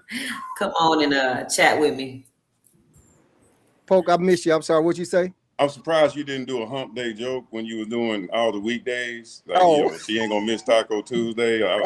It was right there. You know how you hit it. Like, I'm surprised you didn't just go. You know, and she be humping on hump day or something like that. Yeah, I'm just surprised you didn't do it. That's all. Like, it just seemed like it was right there for you. I'll slip it. I'll definitely slip it because you know That's because I'm on the podcast on Wednesdays. I just need an invite. Sir, you got a very busy schedule as well, because when I did reach out, you was busy. No, that's not what happened. Don't do that, because I can remember what happened. I got a I'm really 50, good memory. right? Hey, you know I'm 47. I got a really good memory. I got a really good memory. I don't. I get Ginkgo biloba. Ginkgo biloba. Damn. Is that a sex position? What is that? Not being able to see him made that funny. I got a real good memory. Isn't that for like memory or something? It helps your memory. Yeah. It helps your memory. Folks say that a sex position. That's why he asked you to tell you. Yeah. Oh my God. Sex position. I'm gonna send some invites out. When I get back on there. Pope, you gonna come on? Hell yeah, come on. I'm reading your right. Yeah. Because you already on my list of people to come on. Yeah. Oh, okay. I do have one thing. Okay. Go ahead. When me and Rico first got on the what's the name, it was a bit adversarial. I felt like he thought I didn't like him. It was just like it's a difference of opinions though, because we were talking about numbers. What was it? I don't even know if you remember, but like you had said something that was an old statistic, like it was part of I don't want to say the palm colored people's powers that be. It was an old statistic, like one that was used to basically dehumanize black people. And like, because I guess I was a bit aggressive about trying to correct you about it, you thought that I didn't like you or something like that. And when it was more about just making sure that we had the correct information. Oh, I don't remember. Yeah, I remember we had a disagreement about cheating.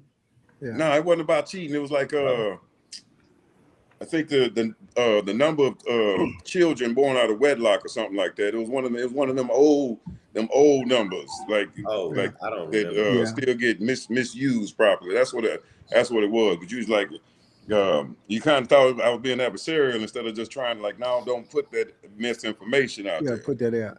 Yeah.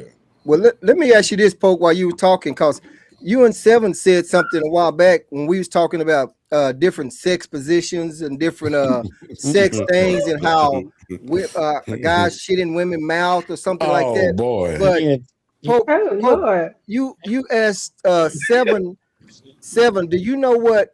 And I don't remember what it was, but it had involved with why a blumpkin. What was it? A blumpkin. That. Yeah. How do y'all know that shit? What is a blumpkin? What the hell is that? Don't look it up. That's all I can tell you.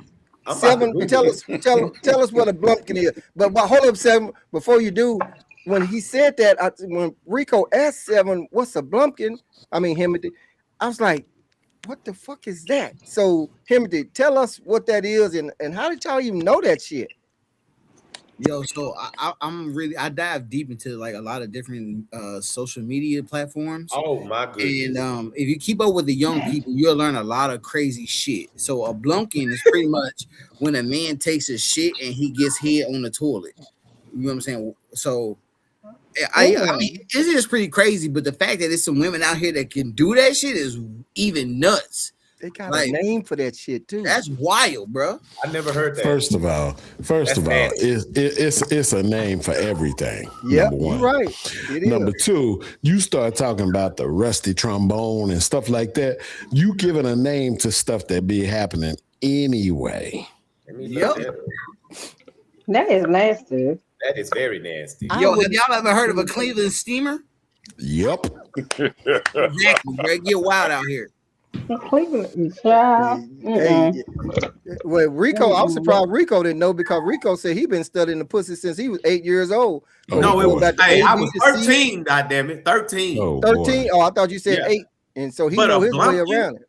I don't. A blumpkin. That's not for me. I don't want no woman sucking my dick while I'm on the toilet.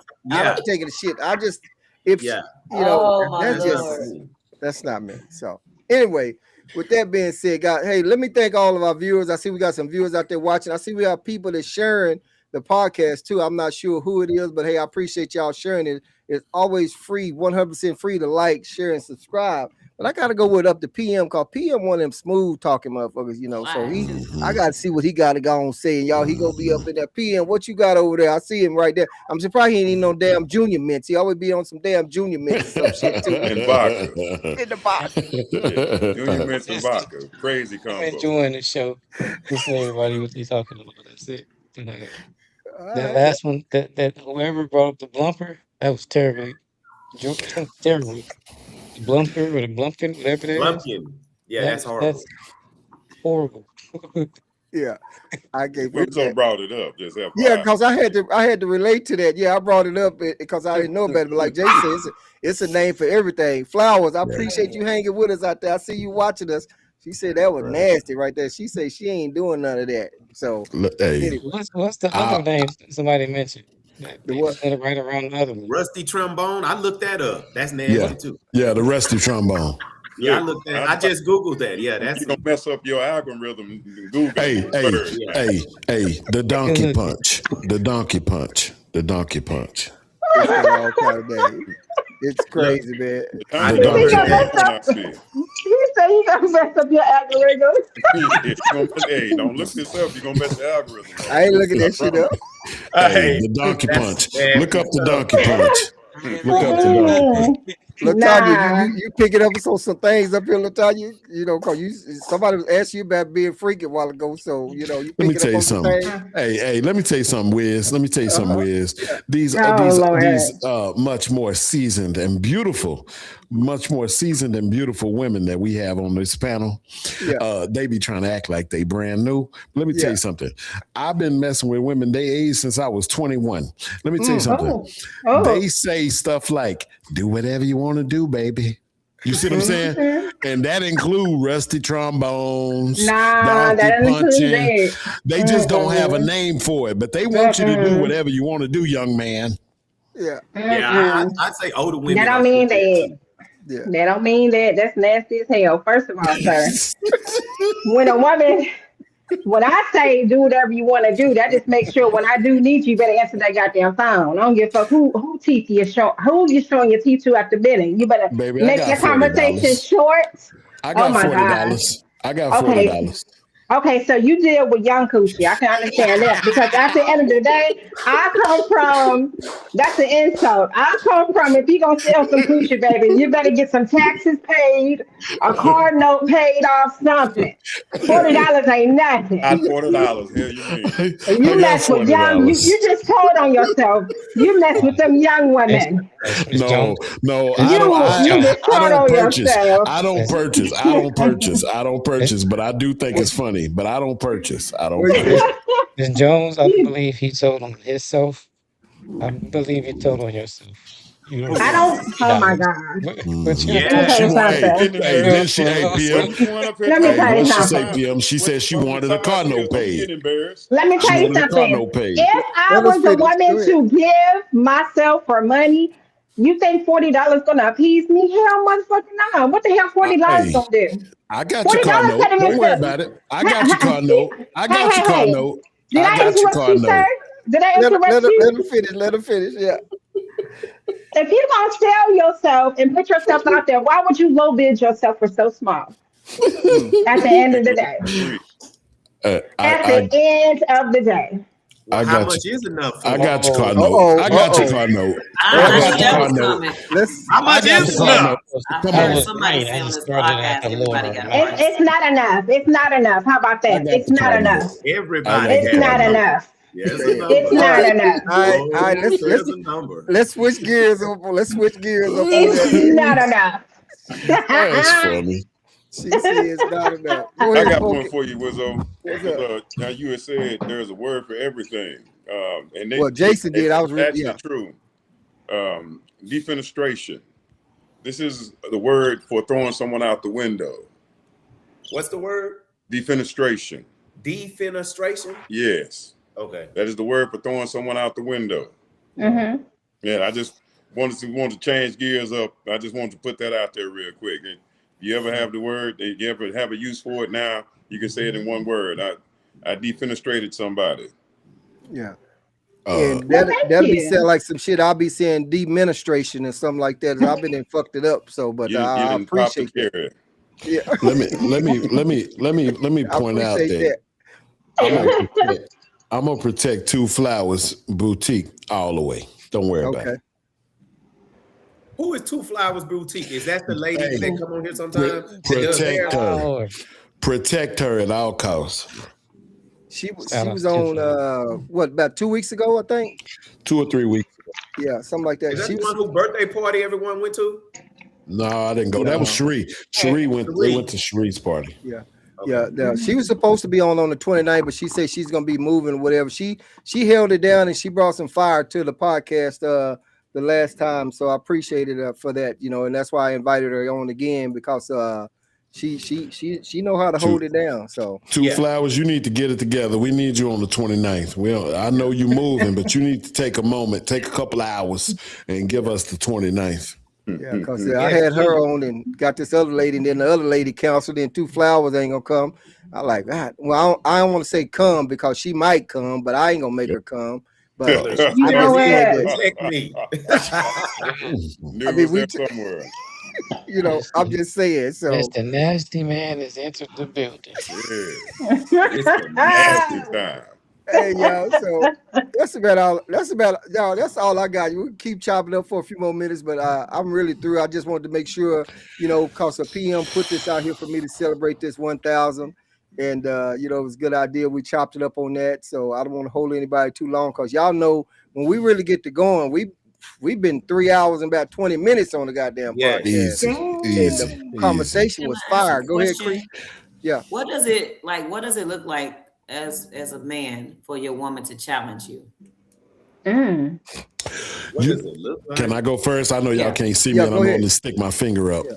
And Creed- also the second part, do you see it initially as a threat or an act of love? First of all, thank you for the questions. I really appreciate them, and that's not sarcasm. I really appreciate them. Number two, to me personally, challenging me looks like what you think challenging a person is. Now, you have to do it with respect, meaning you have to say to me, address me properly and say, I have an issue with, and fill in the blank, and tell me what your problem is. And I'm willing to deal with that. That's not disrespectful to me because you challenge me. Any woman that chooses to submit to me, I absolutely understand and will accept her challenging of anything or any decision that I've made, but she has to do so in a respectful way, just as I would do if it was the role was reversed and I needed to challenge her, because there are things that a woman in my life may be more adept at that I'm going to have to say, hey, what are we doing here? Why is this an issue, or what is going on, right? And I'm going to have to challenge the decisions that she's making, and I'm okay with that. So challenging me is not an existential threat to me just because you're going against something that I've said, because you have to do it in a respectful way. As long as you continue to speak to me in a respectful way, you can challenge every decision I make. But at some point, you have to show me that you've understood and that I've proven that my prowess in making decisions, and that you're not going to challenge me as much. If not, then you're just challenging me for the sake of challenging me, and we got a problem, right? But if you really have a concern with my leadership, even after you've told the line and said that you will accept my leadership as your leader and and you'll be submissive to me as man and woman, then absolutely, you can say what you want to say, but we'll deal with it how we have to deal with it. And I'm gonna just say that, and then after that, I'll see whoever want to go next. I mean, she can challenge me, but if we out in public somewhere and you challenge me on something that other person said in front of somebody, now I got a fucking problem with that. We not gonna have that fucking problem. So Wait, what was the second part? I was reading PM comment. What'd you say? I'm Oh, just the saying second that. part. I'm just saying that if we out somewhere in public and you taking that other person's side, or you gonna say I've been and said blah blah blah whatever, and you gonna challenge me and say some shit negative toward me and take that other person's side, no, I'm gonna have a problem with that shit. So So I'm gonna that's be. what it looks like to you, challenging. Well, I mean, I was still saying so, I'm but I sorry, mean, friend. I'm sorry. Go ahead. Yeah, yeah. You be wanting me to go get there. I mean, I get there fast as I can. You I'm know, and just that's trying to understand, but go ahead. I'm sorry. Yeah. So, but I mean, that's just challenging to me. We can have a conversation about some anything. But if she come up and want to challenge me and talk to me about whatever, as long as she coming to me with respect with it, I'll leave it right there and just say I ain't got no problem with it. So that's just it. I hope that's answered your question short and sweet to the point, because that's it. Anybody else got anything on about when they challenge?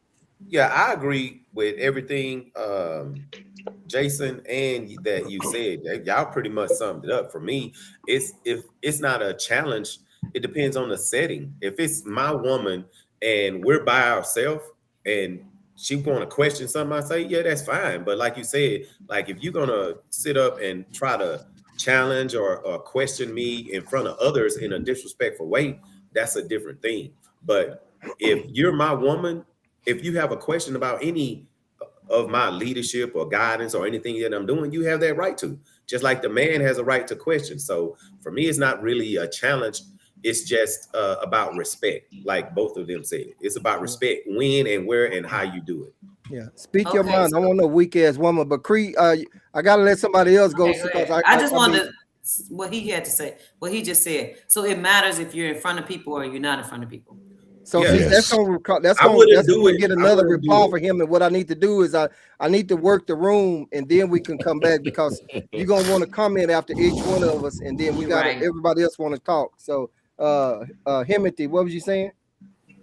I feel like it's a challenge from a woman whenever a woman cannot accept the fact that, like dancing, the man takes the lead. And if it does become a problem, then I have to question the woman's judgment, because why would you be messing around with a man that you can't even follow? And how did you go so long in life and not even understand how to be a follower? Because a great leader understands the key principles of being a follower, because we all had to learn how to be a leader. So when you challenge a man, it's because you don't know how to be a helpmate or a follower. So that's pretty much what it is to me. All right, let's Tanya, what's up with that? What? All right, so I understand everybody's talking about it just all depends on where it is. So what after the woman, what y'all think about is challenging, or maybe she's just bringing up something that she sees and she doesn't like, and she's bringing it to you in a respectful way. Do you change the behavior that you're doing? Or if she's doing it in a respectful way, you're by yourself and she says, hey, I really don't like this right here. It's disrespectful. And if I was to do it to you, I know without a shadow of doubt, I mean, whether we outside or by ourselves, it would be checked right then and there. Do you change the behavior, or do you? Jason Wizzo. It all depends. I guess it all depends on what the situation is. Do you change the behavior, or you just keep on going with, well, this is just how I am, and if you with me, you know, I'm a good leader, but you with me, and I'm just gonna keep on doing what I'm doing. Let me. So do you change the behavior? Let me see what Pokey got. Then I'm gonna hit up Jason, and let's the language, and I feel like Cree did that on purpose to use the word challenge. That is the word itself. Using the word challenge. That is combative. Like you can't. It's either combative or competitive. Using that word challenge, like you can't bring that up in any scenario beforehand without one of those two things being part and parcel, part of challenge. It's either competitiveness or combativeness, and either one of those challenges is a problem. For me, don't challenge me.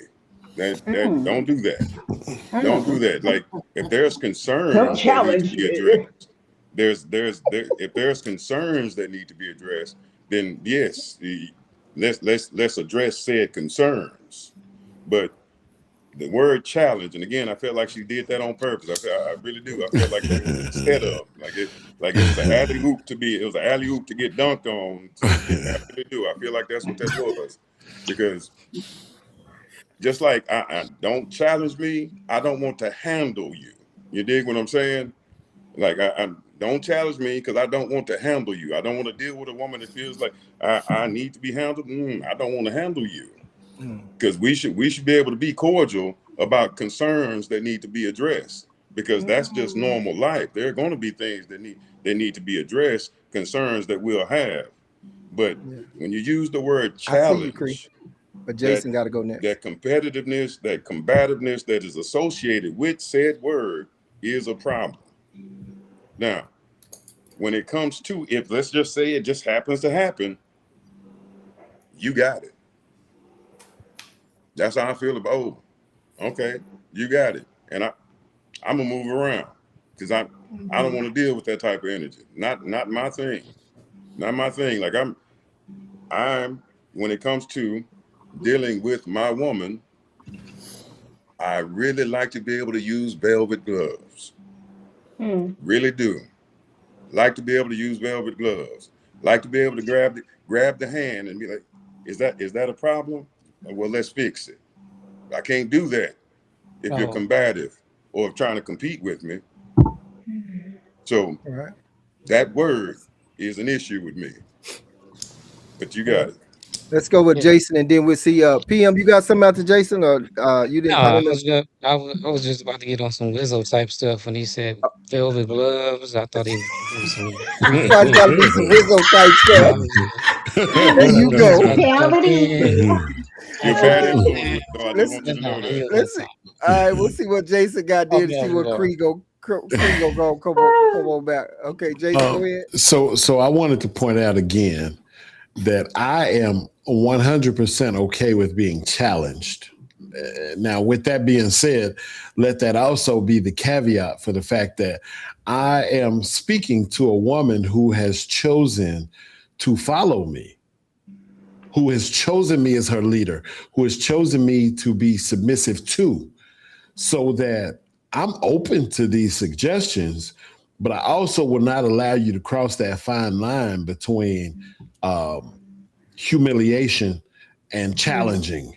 And if you challenge me more than 15, 20 times because you got to challenge everything, you've displayed for me a behavior that I'm not willing to take on as a liability. And that's a problem. So you can challenge all you want, but at some point your challenging is going to become a liability to me. And then I don't want to support you anymore. And I'm done. Boom. Cree, what's up? So, first of all, wasn't an intentional try to get a reaction. When I ask questions, I honestly want to know what it looks like for you.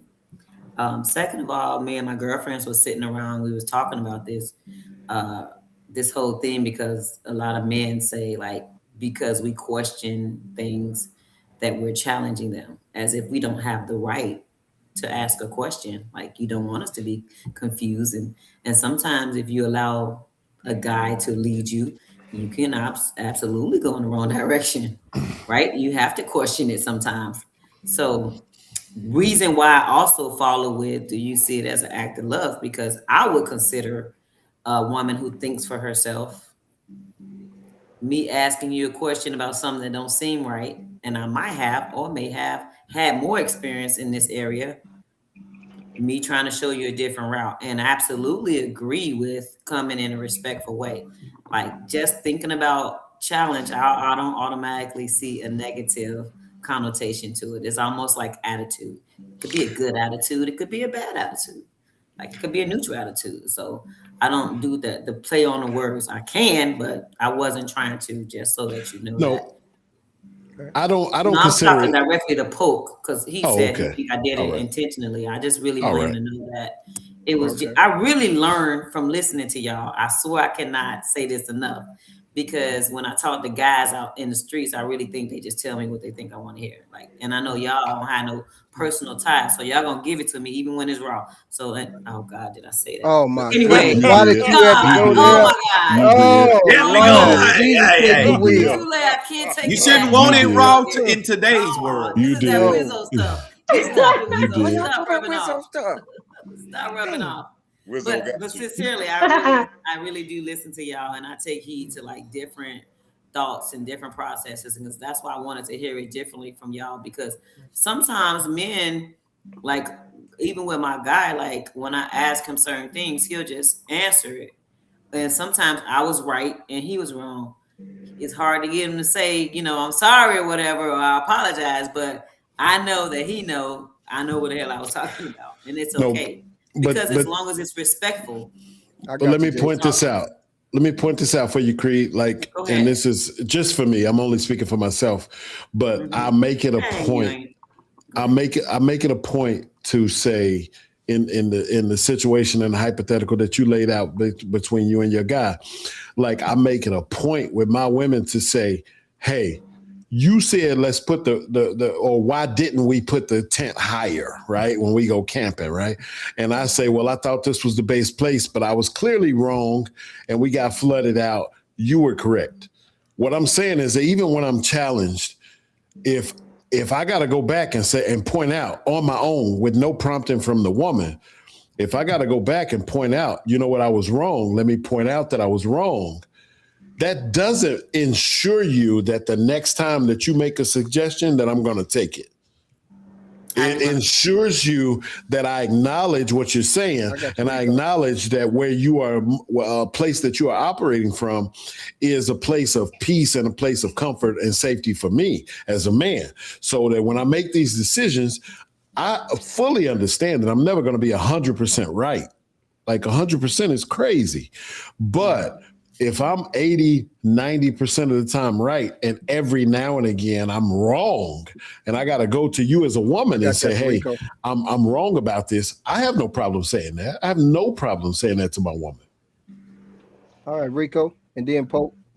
I'll say this: when dealing with an intelligent and educated woman, they're definitely they're more likely to challenge you than a woman that's not, because or I won't even say challenge, question you about some things, because hell, I live with one, so and she has all kinds of questions, and again, it's about when and where we do it at.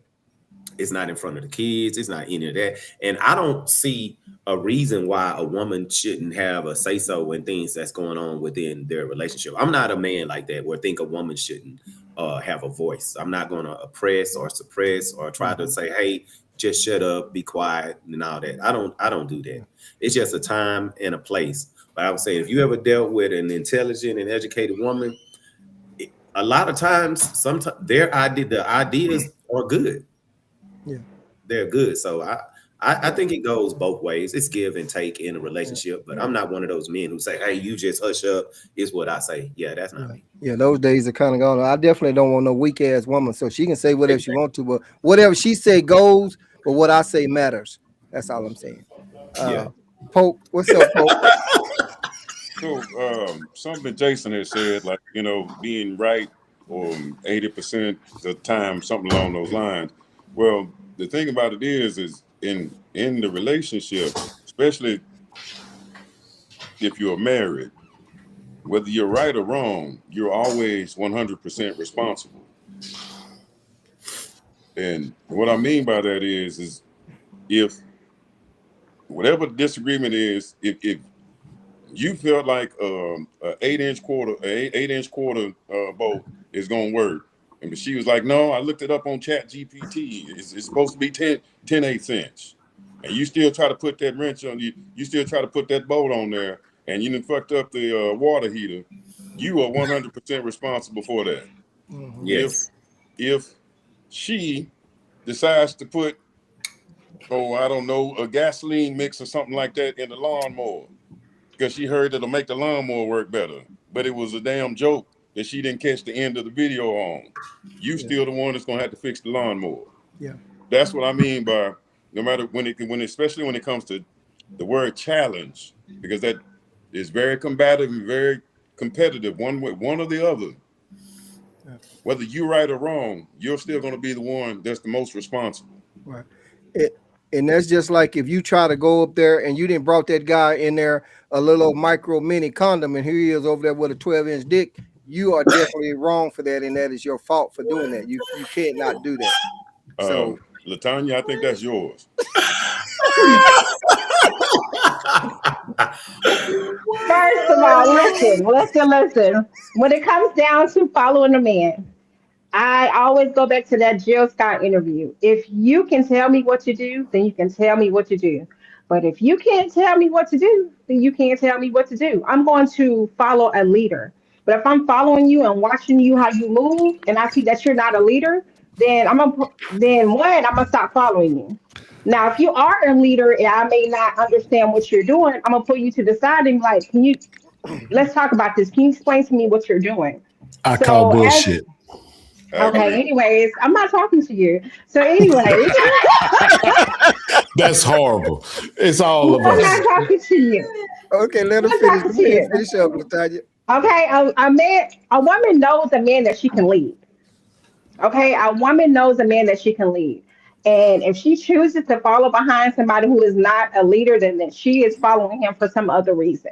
Probably because of the member that's in his pants. Okay. But when you get older and you start to think about things and think about what you want in your life, you're going to follow a man who makes sense. And you're going to follow a man who knows how to lead. Point blank period. You can say bullshit all you want to. Okay. I'm going to follow a man who knows how to lead, period. Oh, okay. But let me ask you this real quick, Latanya. Mm-hmm. Yes. Women say this thing that you've just said all the time.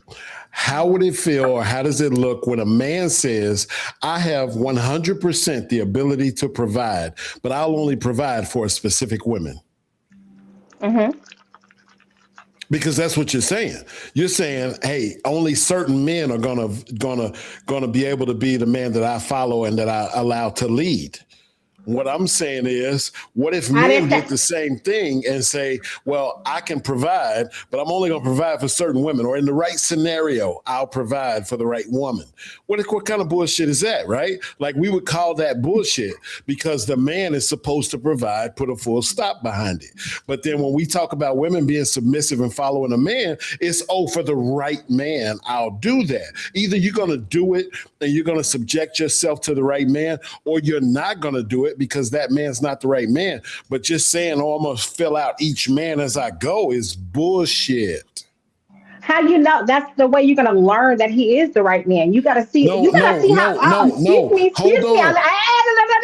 Let's go ahead. I let you talk. Let me talk. Okay. I got you. I let you talk. Now let me talk.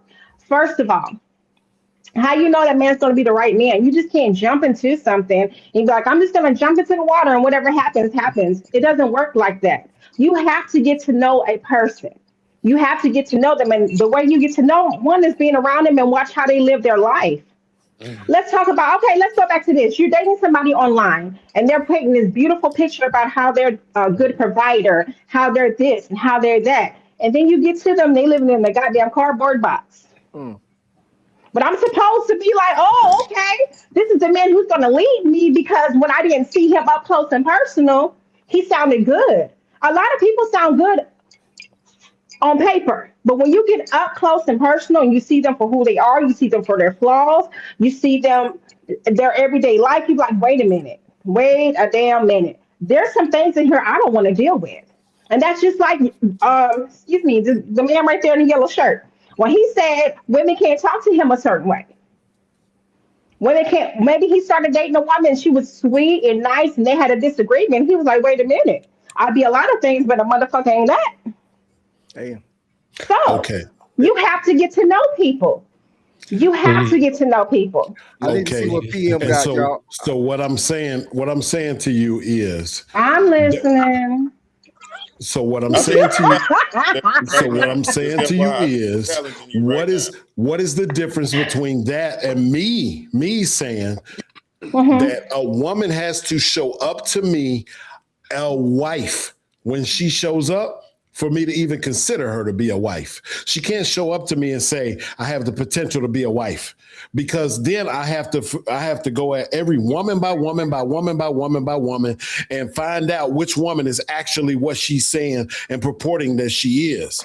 Just same way you're saying that with a woman, that she could just go through all these men and figure out which one is the right one for her, because he's the right one leading correctly for her. And I'm telling you that I continue, and I will always continue to call bullshit, because you need to make yourself what you're supposed to be as a man or woman before you arrive to this other person or your counterpart in that relationship, period.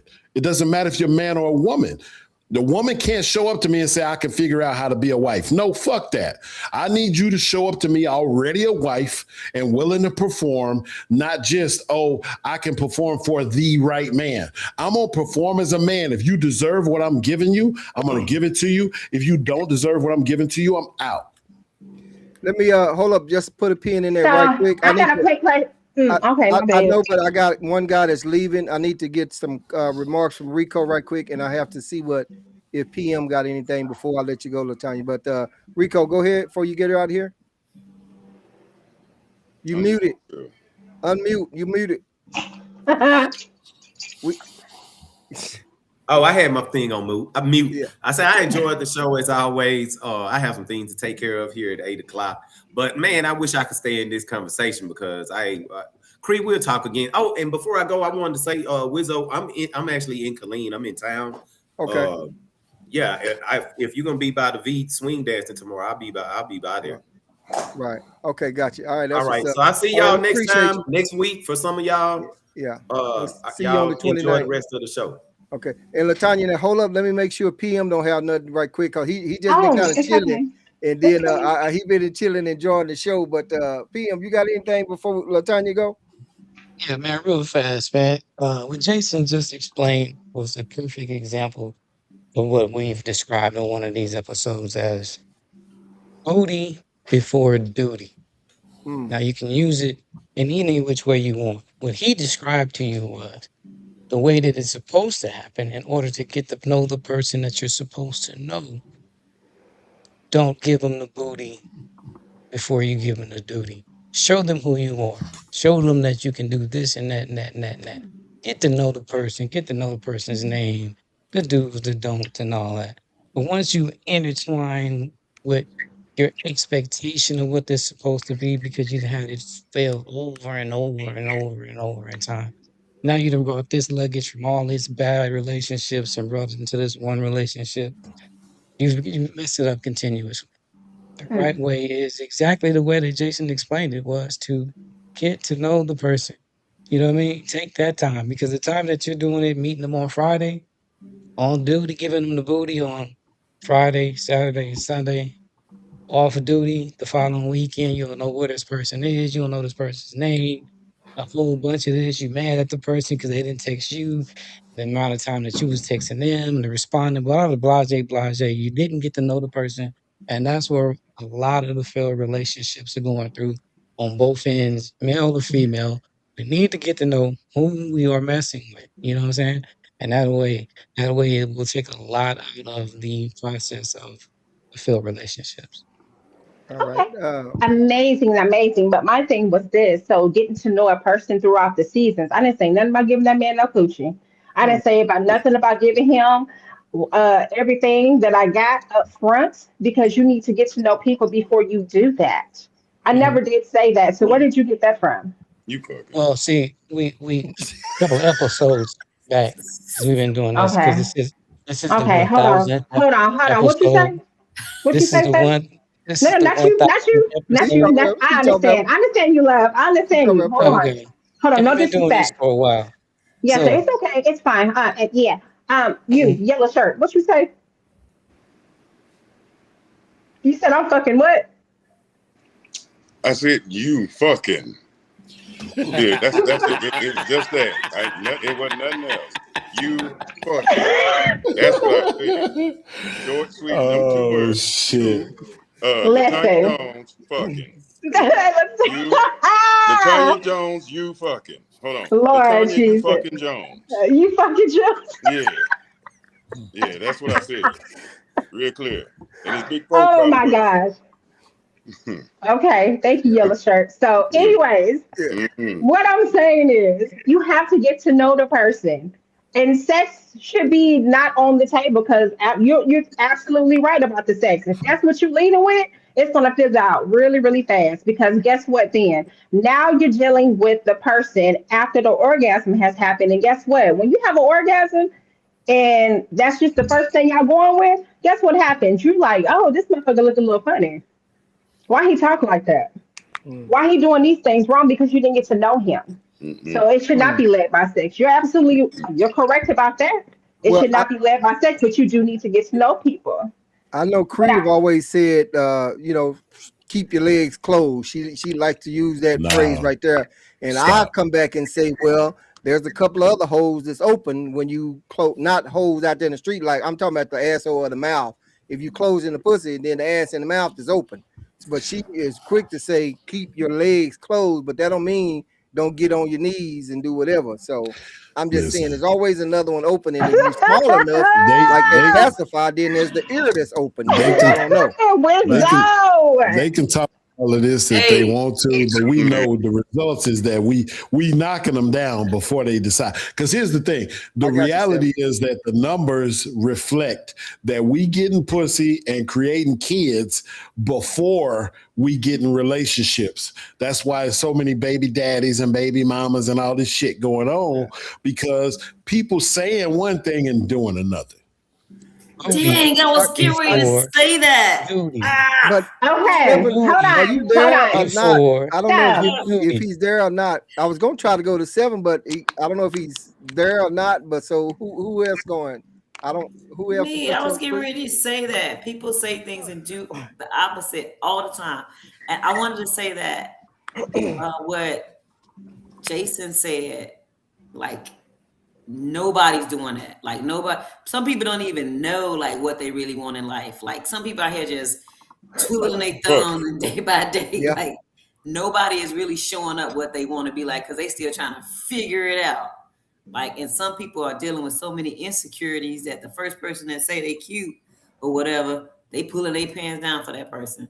Is that not a beautiful soul? Huh? Stop. Let's stop.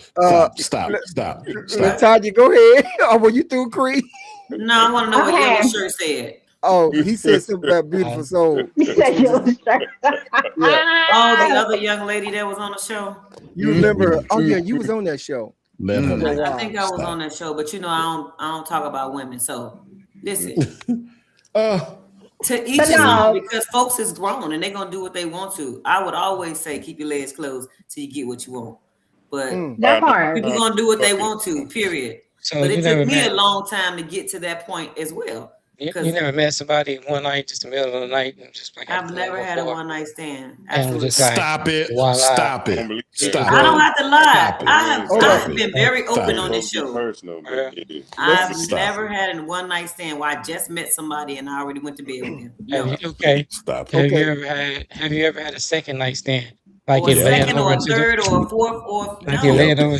Y'all, let me do this. I need to hear from LaTanya because she had asked to kind of go, so they would work the rotation. Okay. Oh my gosh.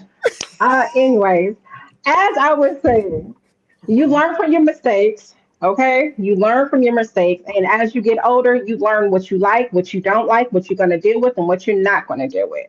So if you're still doing the same thing, if I'm still out here doing the same things that I was doing when I was 20, then there's a problem. There is a problem. That's why I say you have to get to know. I mean, but you saying that, can I cut you off just to make a comment real quick, really? Yeah. But like you saying that, hold on, you saying that, and I agree with you. Like, I agree with you. You're not getting arguing with me on this issue, right? But the reality is, me and my man PM, we still dealing with women that's 45, 50 fucking years old that's still moving like they 20, because that's what's happening. Like, you could say that, but in practice, we understand we live in something different. May I ask you a question? Why are you still attracted to women like that? No. No, I'm not trying to put this on you to be But hold negative, on. but I'm just saying, Hold why are on. you still But attracted hold to on. women like that? But hold on. I'm speaking in generalities. I got you, sir. Hold on. I'm speaking in generalities because I'm telling you, my situation is different and unique, and I choose women on a whole different level of playing field than what we're talking about right now. But I understand that my situation is anecdotal and that what we're talking about is in general. And so in general, I'm saying women are not moving that way. Okay, so hold on. So in general, why would a person, not saying you, because I don't want to say this is what you're doing. In general, why would a man still go after a woman with that type of mindset? Are you in the whole phase of I want to save this woman. I want this woman to need me. So you go after women like that who need all these things. I mean, I don't understand. So there's a couple of things I got going you, on. Nancy. After this, Don't throw your ass at me, yellow shirt. There's a couple of things going on in your question, and I'm not going to capitalize everybody else's time by going into all of it, but I will say this. I will say that I am not a man who shies away from the fact, F-A-C-T, fact that I want a woman who needs and wants me. She chooses me, and she wakes up every morning and chooses me, and I'm going to wake up every morning and choose her. The women that I deal with are, when we come to finances, are six-figure women. When we come to education, are educated, higher educated women. When we come to all these things, we could do this all day. These are the women that I choose, but I would not sit here and humiliate you and lie to you and say that I don't want to choose a woman who doesn't want me or need me. I absolutely need and want to feel needed, because as a man, what I can do for myself and my own empire, if I am the only and sole proprietor of this empire, is one thing versus when I am working for children or a woman or women or my family. Then my moves become different. And so what I'm saying is I move for the women and children in my life, and I don't shy away from that. But I absolutely need to feel needed. I'm not ashamed of I that. understand that. I understand that. I need to go to Poke, y'all. Before we do that, I need to make sure that Cree, you got anything to say before you get ready to I jet? just want to say thank you for having me on. I appreciate you. I appreciate everybody that was on the podcast today. I had a good time, and I really, really want y'all to know that I am so delighted. I'm delighted that it didn't become what's his name show, right? And I really like when we start talking intellectually, and I really like when people start thinking and start speaking, and it's just not a fun bullshit ass show. Although that's a part of the show too. I get it. I love it. Thank you, friend. And y'all have a good night. Okay. I appreciate it. Finish celebrating your birthday. You know what you're doing. Happy birthday, Cree. Yeah. Happy birthday. All right, Poke, come on with it, Poke. And Seven, you keep, I don't know if you be wanting to say you there, you gone. So I don't know, but after Pokey go, we get your Himothy, we get to see what you got. But go ahead, Poke. Smoke signal or something. So I'm going to make sure I'm speaking to generalities here right now. Let me make sure that I'm saying these are generalities. I hope I make that clear. Right. So, sometimes women don't like to count things. They got specific criteria. Like it doesn't count as a one night stand if I was in Jamaica when I had sex with them. It's stuff like that. It was a different zip code, so that doesn't count as a one night stand. Zip code rule. Yeah. It's just well, that was my baby daddy's cousin's best friend uncle's college roommate. So that don't really count as a one night stand because I was drunk that night. That just again speaking in generalities, not accusing anybody of anything. Just happen to know these things have happened. Then again, some more generalities. my body, my choice, and I ain't even talking about abortions right now. My body, my choice, meaning I can fuck who I want to fuck when I want to fuck them, and you shouldn't judge me. Not saying anybody on the panel has done that. Right. Not saying anybody on the panel has done that, but I'm sure every man here is aware of what I'm talking about when I say this. Now, some women might feel differently, but hey, I can dig it. Because for whatever reason, all of a sudden, I ain't fucking. Hey, sure, I've heard that a whole bunch before. Sure have. After I got out the bed too. But yeah, you did. Hey, just again, we speaking in generalities. We're talking in generalities. Dig what I'm saying? In generalities here. Like I heard somebody say something about the size don't matter again. Right. I didn't heard otherwise, but I'm speaking in generalities. Right. These is all just internet rumors here. You can just say these are all internet rumors, as a matter of fact. It's just all internet rumors. Yeah. Oh my God. Just some shit like $40. Hey, shit. $40. Somebody said $40. Somebody didn't make that shit up though. But again, these just internet. These are unsubstantiated, salacious, horrendous rumors. But damn, I keep hearing them but rumors are spread real quick, right? Like right. Scandalize your name. Yeah, there was one more thing I wanted to get on. Oh, yeah, you fucking. I'm sorry. You fucking. And that was what I want to end with. You fucking. I see it. I see it. Okay, so hold on. No. Let me tell you something. Okay. No, I am not. All right. I could be honest. I am not fucking, and the reason why I am not fucking is because the veto is gone, boo. Tough. My veto is gone. I'm not even gonna lie to you, sweetie. I'm going through my phase, hot flashes. Nah, I ain't doing all that. I don't care about none of that. Okay. You want something on you. You want something on you. Nah, I'm good. Let me see y'all before 7. I'm good. Are you there, 7? I mean, I'm trying to come in, but he keep leaving, so I don't know. Where's Timothy? He went to go find that toy for you. Okay. I got my own. I'm good. Well, let me say this while she's saying that, and I don't know, but sometimes when a woman says they're not fucking, that don't mean they ain't sucking. They lying. I'm not doing that. Listen, let me tell y'all something. I'm just saying. I'm not saying to you. I'm just saying. Sometimes when some women say they ain't fucking, don't mean they ain't sucking, or they may, So I'm just saying. I don't. Listen, one thing I tell you a joke before I tell you a lie, but I'm gonna tell you like this. I think every woman in their life, whether they're young, old, whatever, okay, at some point in your time, you should have had a whole face. And the reason why I think that woman should, it is what it is. I think you should have had a whole phase.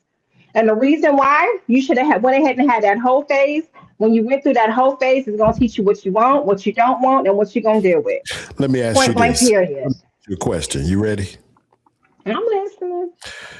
If a woman has a whole phase, and let's just be conservative and say that in that whole phase, she sleeps with 4 men. Okay? I'm not. Ooh. No. I'm not saying. I said a whole phase, not a whore. Hold on. I want to say that the woman is in her whole phase, and she's only only sleeping with 4 men during her whole phase. And that's her business. Hold on. Just like if you was watching yours, it'll be your business. Oh, you're so aggressive. Hold on. Challenging you. Right. Hold on. Okay. Yellow shirt. Woman is in her whole phase, and she only. I'm intentionally framing it that way. She only sleeps with 4 men. And then she meets me. And I, according to her, am the man of her dreams. And she says, I like everything about this guy. He's the man of my dreams, except sexually. He cannot stand up to these other 4 men that I've had prior to him. This So is sexually. this is the problem with the whole phase. And women like you keep saying that the whole phase is inevitable and normal and that it's okay. And I'm telling you that it's the death knell, because you know what I'm saying? Fuck you. I don't want to deal with you if I'm just enough of a man, but that sexually I don't satisfy you, I'm out. I need a woman who says, I don't have that number of partners, and I only want to please you, sir. And you are working hard to only pay my bills and take care of me and make sure that every whim that I have is completed. That's why we have a problem, is because women think that it's okay to have a whole phase, even if we only say 3 or 4 men. It's too many. Stop that shit. Okay, so hold on. And I'm gonna say fuck you back, because first of all, the reason why she needs to have that is for herself. Now, if she meets you and you're doing everything else, you're providing. This is just for me. If a man is providing me with security and everything else, I don't give a damn about no damn dick. Okay, well, let me I don't ask you give a, this. I'm gonna be honest. Because I gotta go to Smokey and then Let me right be quick. honest. I don't give a damn about no damn dick, because I have somebody in my life who is taking care of me, who is making sure I'm all right. If I'm dating that person and he's making me feel good, then I'm all right. I don't give a fuck about no damn dick. I didn't have dick before. I'm not allowed to speak. Go ahead, Poke. I'm not allowed to speak. I've been trying to go to 7, but he keep leaving. But Poke, you say you had something real quick, and then I got to go to him with it, because he ain't been able to say nothing. You know those generalizations I was just talking about? Did any of y'all just hear any of those generalizations I was just talking about? Oh my God. I'm just wondering. Like that's all I want to say. I could have sworn I heard a couple of generalizations I was speaking of earlier coming out the horse's mouth. No, excuse me. My fault. Maybe I'm tripping. I'm speaking of my own experiences, and I'm not going to feel bad about it. It is what it is. Those are my experiences and in my past. Okay, let me go to Himothy, y'all. I'm not feeling bad about it. So it is what it is. Let me go to Himothy, and then we're going to get ready to get up out of here in a few more minutes. Himothy, because you've been fading in and out. You gone, and now go. What's up? Come on with it. Oh, yeah, I had a little phone call, man. Okay. It's crazy because, honestly, bro, I think that not a lot of men have a problem with women being hoes, because most of the dudes I know love a good hoe. And that's why they marry them. But go ahead. No. Men don't marry hoes. Men marry women who end up being hoes. I know a whole bunch of hoes that's married, but go ahead. Let's let it finish. See, the thing is, man, a lot of these women want to pretend like they're not hoes, but they really be hoes, and then they don't want to admit that they are hoe. And it's true. What she says, a lot of these women do have to go through this whole phase, right? They don't have to. They want to. But the crazy thing about a whole phase is they don't never leave out of it, bro. They stay hoes, man. A man can go through a whole phase and then get out of it. You know what I'm saying? Because at the end of the day, men naturally in our instincts, we want to fuck anyway. So that's just natural. Fucking to a man is like shaking hands, man. Women lock in with dudes they be fucking with because they get emotionally attached. Men don't have to be emotionally attached to somebody they just randomly fucking. And I know some dudes who can fuck some ugly hoes just on some slide in, slide out shit. You know what I mean? So the thing is, she's right. A lot of men marry hoes, and then them hoes end up cheating on them, man. So then, do them hoes really get the longevity? Hold on. Listen, I don't think that it's unacceptable to marry a hoe. Number one. Let me explain to you the rule about marrying a hoe. Number one, you can marry a hoe. You just have to take her out of her hometown. Whatever town she was hoeing in, you got to take her out of that whole town. So if you meet a bitch in Killeen and she hoeing, then you got to take her to another city. And only time you go to Killeen is when you go to see her mom and them. If you're not going to see her mom and them, don't go. Because it's cool if you grab a hoe, because then you can straighten them out. But if you try to make a hoe a housewife, meaning you try to find a hoe in Dallas and you try to keep her in Dallas, then you got what's coming to you, my boy. She's Yeah. a hoe, and You it's you coming catch to a you. you catch But a if hoe you in take a Dallas. hoe from Dallas and take her to The LA, closest then place she you a can good come back to girl. She is Mars. cool. The fuck? What you say, PL? So you get a female in Dallas to the closest place you can move to is Mars. You can get Thank her you. from there. It's Mars. Thank you. It's Mars. Thank you. Don't come back. Thank you. Don't come back. Yo, Thank you. this Thank you. The problem is that when you try to make a hoe a housewife, but if you take a hoe and take her to a different city, then that's your woman. If she want to be a hoe, or if she want to run into a motherfucker at the grocery store, she gonna have to do that back in her hometown. And that's why when you go to her hometown, it's just real brief. We here for the weekend and then we out of here. Because the reality is this: most of the women that are available to us, even if they've learned to be a very submissive and pleasant woman, she was a hoe somewhere else in some of the time, as evidenced by sister. He took y'all names down. oh yeah, let me put them back. Oh yeah, they Latanya, as go evidenced ahead. by Sister Latanya, that they have a whole phase and it's okay. You see what I'm saying? So what I'm saying is, out of my But women, it's okay if they had a whole phase, but we can't have it in the city we live in. You had it in I'm a not saying different city. I'm not saying having a I whole got you, phase with Seth. your man. I'm not saying having a whole phase with your man. Somebody that's your man, that's something else. That's Hold no. on. I'm not saying with me. I'm saying you've had one prior to me. Oh, Well, okay. I'm about to And say, that's and what you cool. keep on saying, That's cool. But I oh, you gotta keep get on, you in a different city. I can't have you in that oh city. my God. yeah. No, I Let me can't have you in that city.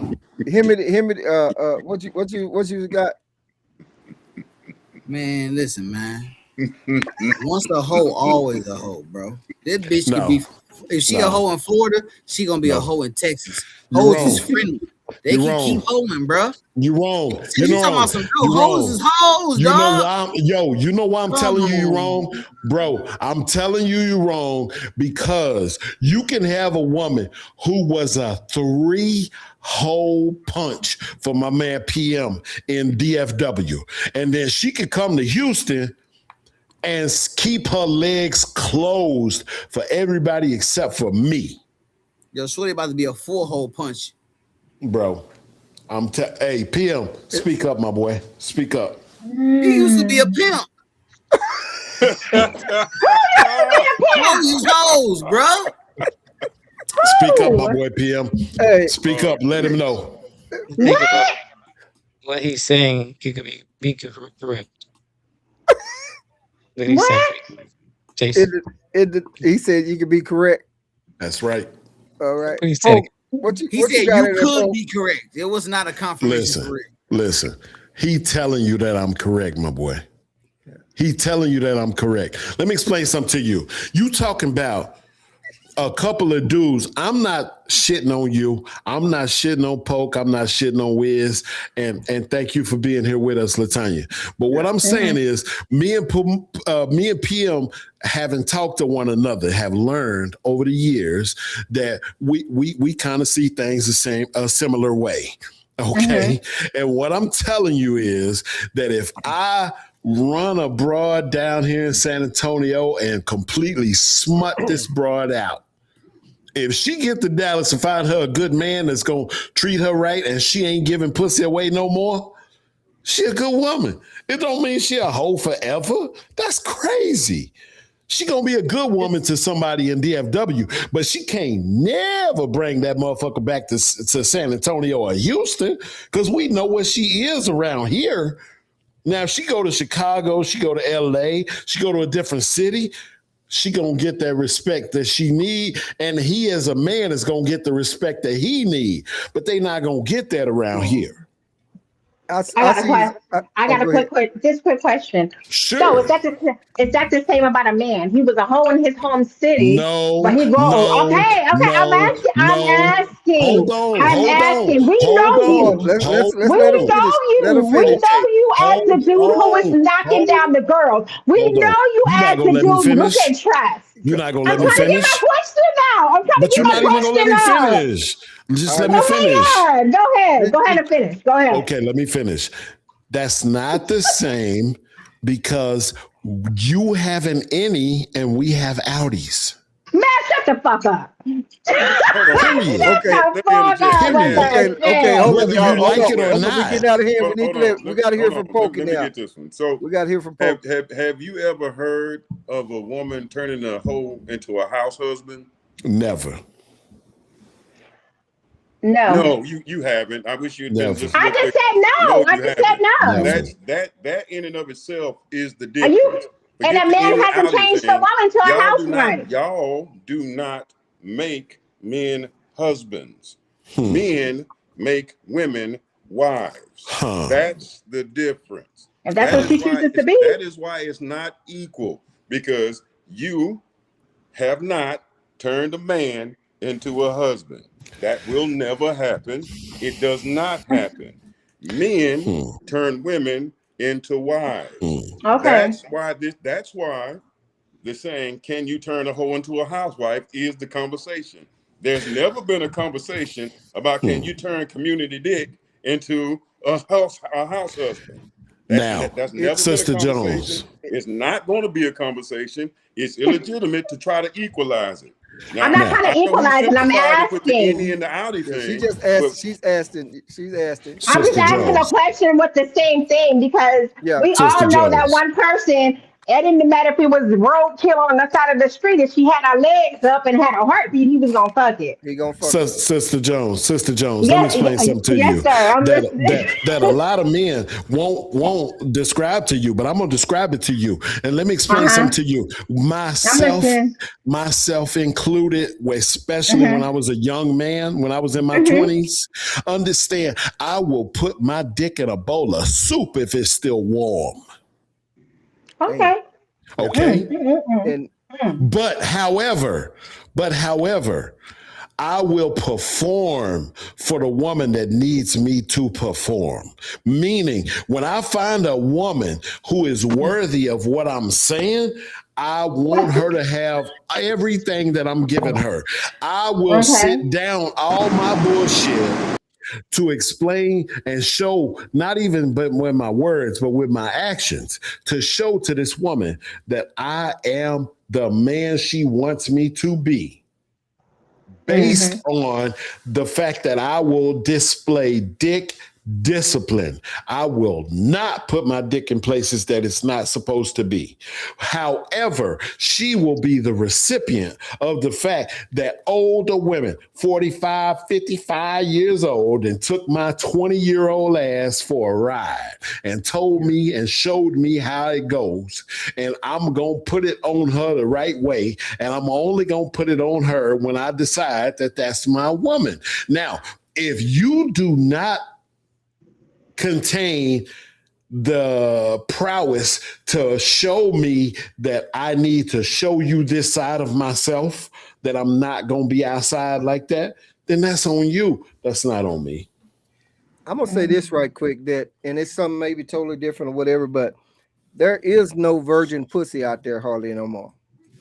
All them pussies gonna come with miles on them. They gonna come with miles on them. They was hoes somewhere. They may not be. You know, they might not be due for an overhaul yet or whatever, but there is no virgin pussy out there no more. Let me tell you, my boy Wiz. Let me tell you something, my boy Wiz.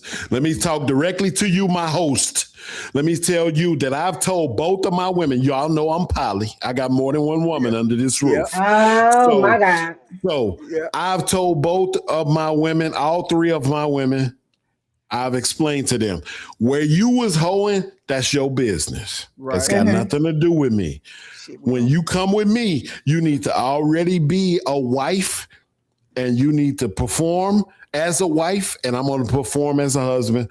We're not going. Now, if you say my home city is Chicago, or my home city is Seattle, or whatever, all we can do there is visit for a couple of days to your family. Then we got to get out of there, because that's where you made a name for yourself. And I don't want to know your name. Yeah. I need you to have my name. You dig what I'm saying? Yeah, and that's why guys don't want to see, you know, I understand exactly what you're saying, because when you walk into the mall with her, you walk into the store with her, you walk in somewhere with her, there's the mumbles, there's the this, there's that, you know, because she was didn't slip with half a clean, half a temple, half waist or whatever. So Let you me wanna hear move from my around. guy PM.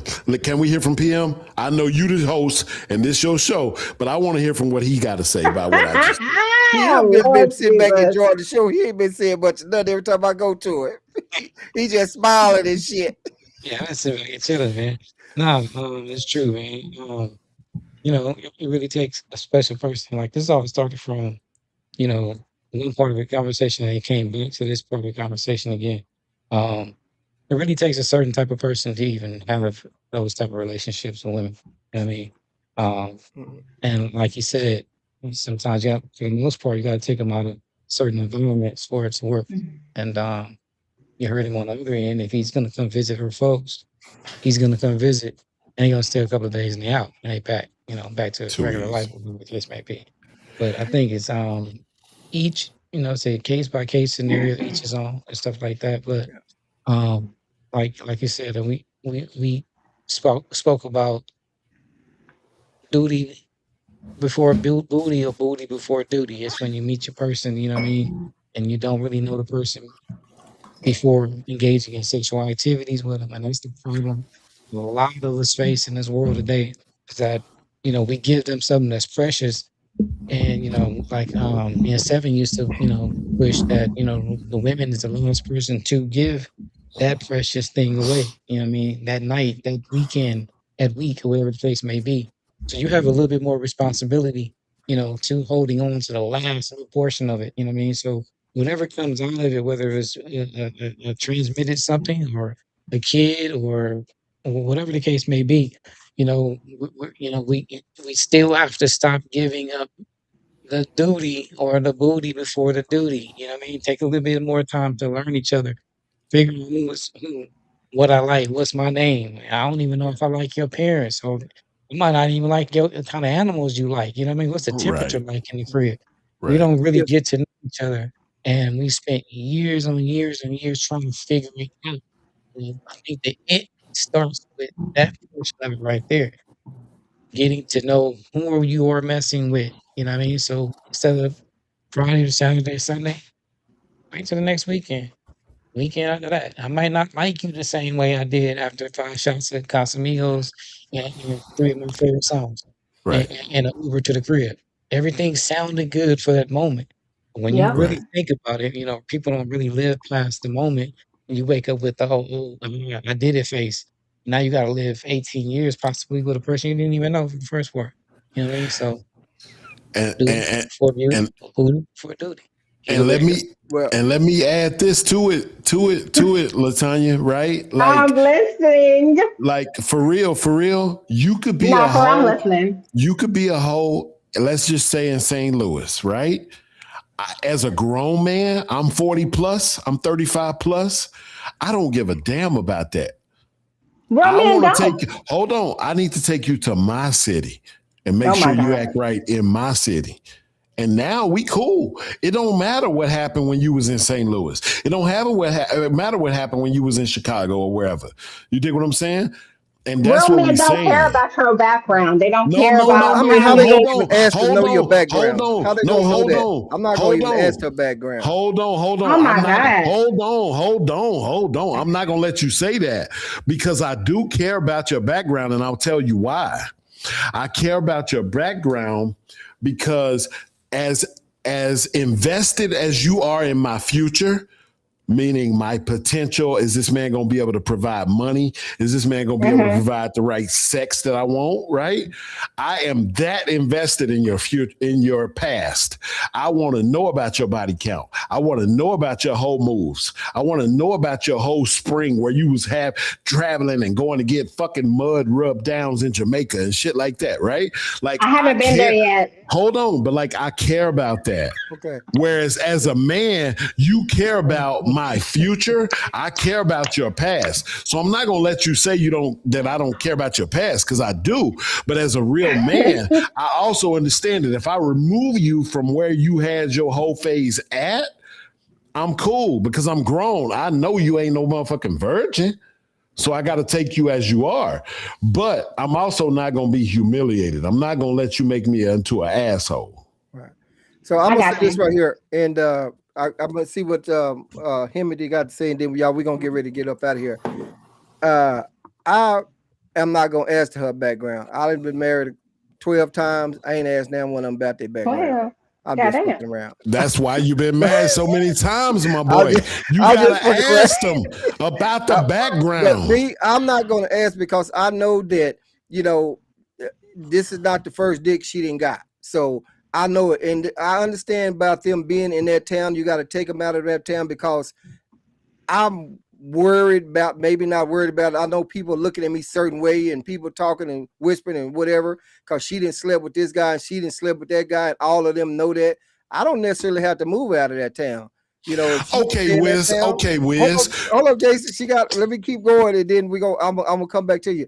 I don't have to. She can wind up staying there. I'm not going to ask. I know she was fucking there just like if she came to Temple where I'm at. There's ladies around here that I've been fucking and she probably wondering, or he's fucking them or he fucking them. Don't ask me that shit. Don't challenge me on that shit. Don't ask me shit about who I fucked prior to you or who I slept with or who pussy I didn't ate because I'm not fucking telling you. That is my past. And now if I'm gonna make you a wife or whatever, I don't want to know who you didn't fuck because I know you didn't fuck somebody besides me. But go ahead, Jason. Man, I'm not listening to you, bro. Like, I'm telling you, bro. Listen, I love you. I love you forever. Like, I love you forever. You've been my boy since 2001, 2002. Like, we go way back. We go 25 years back. Like, people have been talking about, and I'm telling you that it matters what she says. It matters how you know her. It matters. Here's the thing. I'm 46. I'm getting ready to be 47. It matters to me if one of my women says, I have a 20 whatever year old son or daughter and I got to take care of them because that's now my responsibility as a man. Like that shit matters to me because that if I'm taking you on as a liability and a responsibility for me, then I have to take those adult children too. So it matters. So when I was younger and I was divorced and I had 2 kids from my previous marriage, I could say to a woman, yeah, I have 2 kids, but I don't want a woman with kids. And they can either take it or leave it, period. But now that I'm almost 50 and everybody's kids are grown, I can say to a woman, I have 2 kids, they're adults, but I need to know what you're dealing with. What are you paying for? What are you dealing with? If she got a 16-year-old or 14-year-old, I got to consider that because that's now my responsibility. So when her 14-year-old needs $300 to go to Europe for the summer, I got to pay that. You dig what I'm saying? So if you can't do that, you can't be with a woman like that. And you can't hold her responsible and say, because she made this child before she met me, I don't have to deal with it. I'm hands off. That's bullshit. You got to be involved. So what I'm saying is that past shit does come up and it matters to us, even in our elder age of being late 40s, early 50s. I'm gonna say this: that past shit. I ain't never encountered that shit. I mean, I know some of us have. Some of we may agree to disagree, but I ain't never asked my girl who she been with or who she didn't fucked or none of that stuff. Any of that shit. When I met my wife and she lived in out of town and we wound up moving here, but that was job wise. But I don't know who she was fucking in. If she was home then, I don't know. I have no idea, but I'm just saying as me, I ain't never, and I do not want to know about her past or who she didn't fuck, and she cannot ask me who I done been with and who I didn't fuck. But we together now, so whoever you fuck back then, that's who you fuck back then, and that's just the way I feel about it. But we can keep going around, but I need to see what the 7 got, and then we get ready so we can get ready to get out of here. But Jason, I'll let you put the icing on everything too, though. All right. Somebody saying that. Oh, PM. Let me give a PM first before we get out of here. PM, what you got? Hey man, I just want to congratulate you on your show, man. Reaching that 100K. Yeah, I mean 1,000. You mean 1,000 followers, and everybody that came on today, man. It was great coming on there, having conversations, the recaps, and everything, man. So, much success, continued success, man. Especially for this going to this new year. So, Salute, man. And thank for everybody that was on it tonight, man. I appreciate y'all having me. And No doubt. everybody be blessed in the next time. No doubt. And PM out here, I appreciate you giving me the idea, man, to hold one, because I didn't think about holding no 1,000 subscribers, podcast or whatever. And we chopped it up about that before we going. But just like here we doing Wizzo Talk shit, we start here and man, we wind up somewhere real quick. Like I don't even know how the fuck we got on this right here. But I appreciate you, bro. And I always know, that you come on whenever you say you're gonna come on. So I appreciate you. And we'll see you the next go round. So It was a appreciate pleasure, that. man. Y'all be safe. Already. Let's Latanya, you got something you want to say? All my boys, STWFP team watching in. Appreciate it. Latanya, I think you got all this started. Yes, But she go I ahead. did. I did. Truthfully so. When it comes down to your past is your past. Okay. Because I'm dealing with a whole different person. I believe I'm dealing with a whole different person. Some people grow and they've grown past a lot of things. Are you the same person that you were when you were 20 years old? Of course not. Of course not. A lot of people grow and you're dealing with a new person. So the past doesn't matter. As long as your past stays your past, I'm good. Now, if your past comes into my timeline, that's when I have an issue. But other than that, we're all grown. We all come from different backgrounds. It is what it is. You like what you like, and whatever you don't, you don't. So that's how I feel about that. All right. Well, most definitely, I appreciate you coming on, and for you to be in the last woman in the mix right here, you holding that shit down, because Jason spit some fire over there, boy. Oh, baby, I'm a fighter. It is what it is. It is what it is. Hold up. Let me. Hold on. Wait a minute. You holding it Just down. hold on. Wait a minute. I Turn appreciate them loose. Turn them loose. You've been the same since I met your ass when we did the first podcast talking about the goddamn sex toys in the bedroom. Oh, you ain't man. changed since, though. And, I appreciate you. I had a great time. I'm so happy for your accomplishments. I'm looking forward to you do more great things. And yes, very happy and very proud of you. No doubt. And I appreciate you coming on this episode, and that's why I chose that clip that I played earlier when you was talking about that. I went back and got that out the archive. That shit was funny as hell. So I appreciate you. And let's come on over here, Timothy. What you got? Hey man, it always astounds me how hoes defend each other, bro. Yo, so listen, I'm gonna hit y'all with some key points that I know motherfuckers don't like. So this is the first thing. Gang. There's a gang on my mama. Hey yo, so it's one of the old sayings is he who does not know the past or the history is doomed to repeat it. If you don't know that she was a hoe, it's a great probability you're gonna find out. You know what I'm saying? And I don't agree with the fact that she talking about you're not who you was when you was 20, because check this out.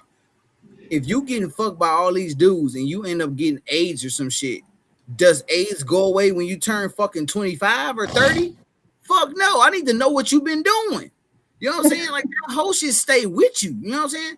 Then let's just talk about the fact that I don't know if you all are familiar with people who breed dogs, right? It's a deeper science in this. And I'm gonna get to it, but this is simple enough that you can follow along. So people who breed dogs, they breed dogs with their own species or their own kind, because when you start mixing dogs together, they become mutts, right? And the woman's DNA holds on to the genetics of whatever man she's been with. So this is what makes a dog a mutt. Because if you got a golden retriever fucking a pit bull, they don't go together. They're not gonna make a pure breed. They're gonna make some wild shit.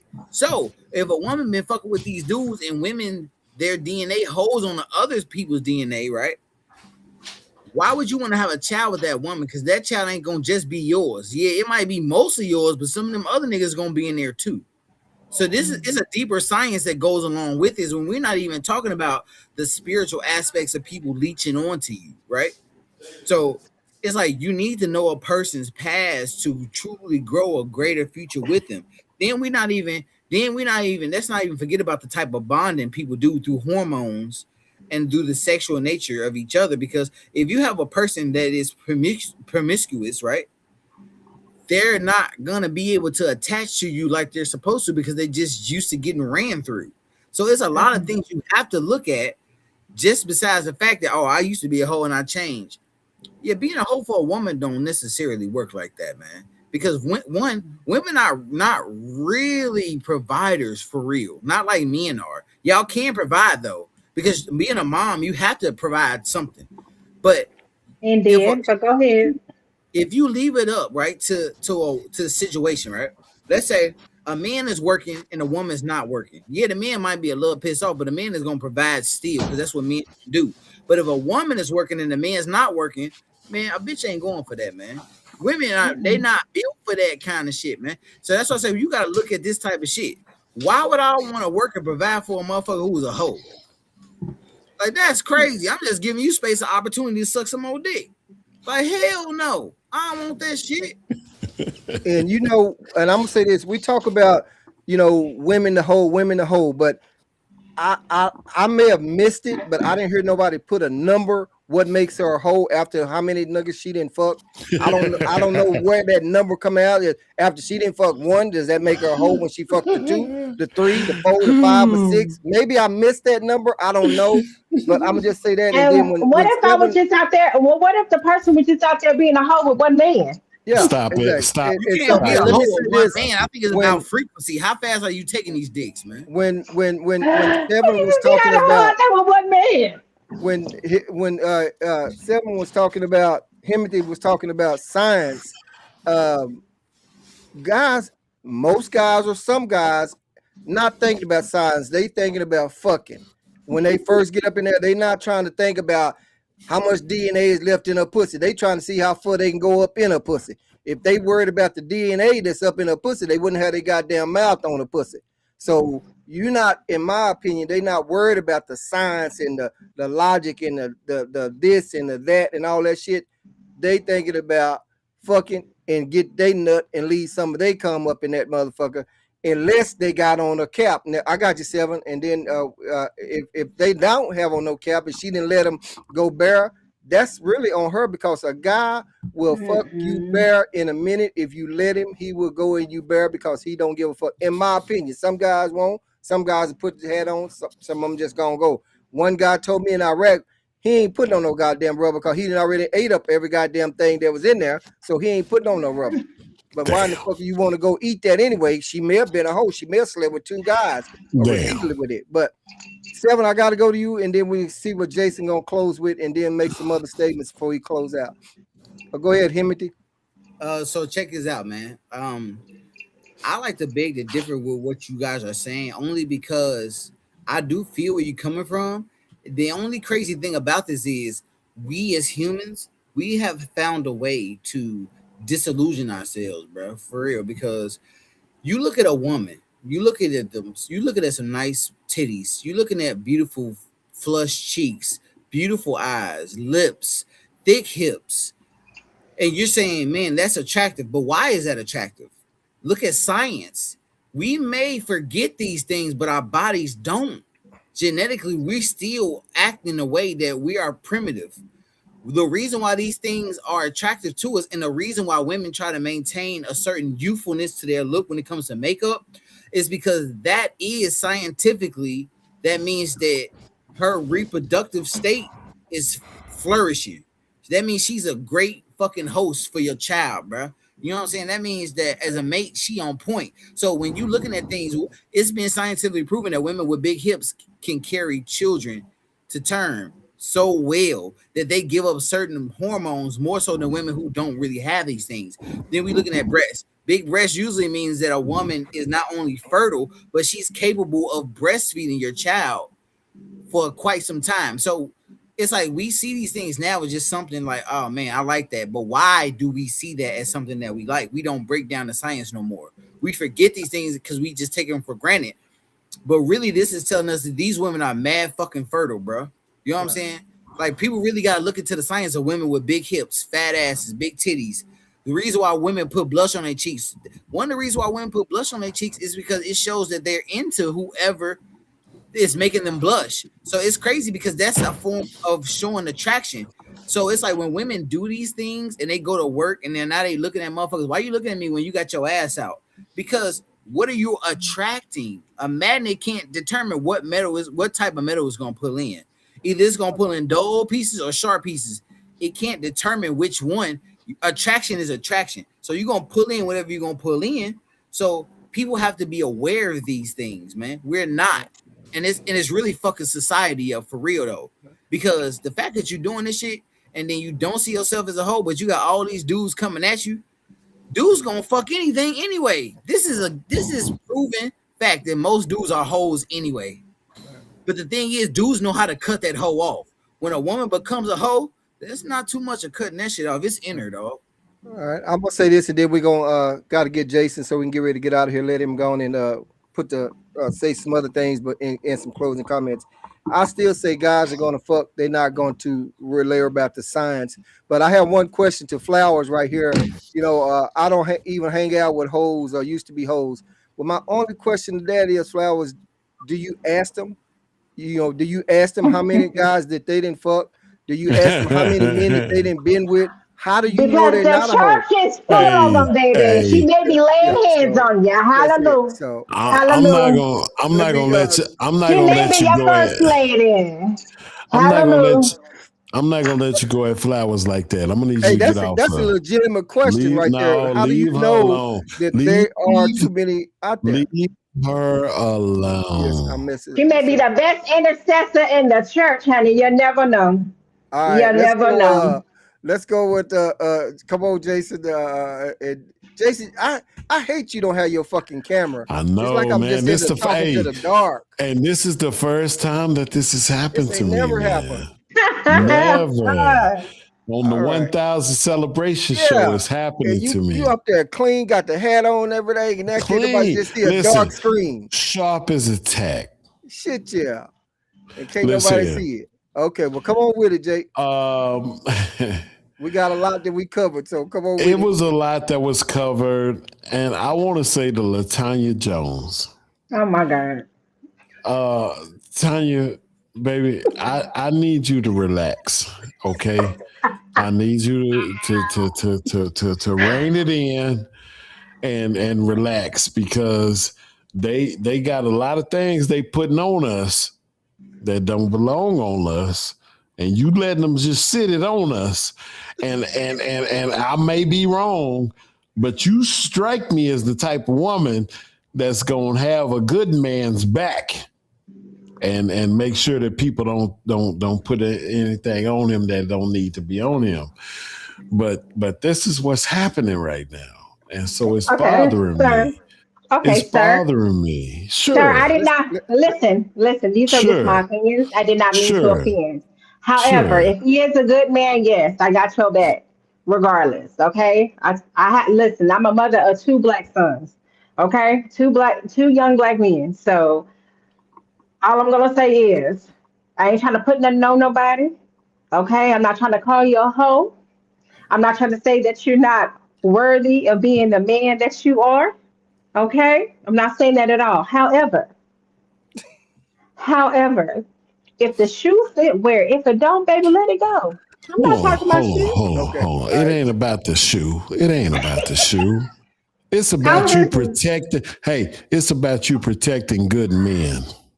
I do believe in protecting good men. I'm not going to come here and say that all because men are bad.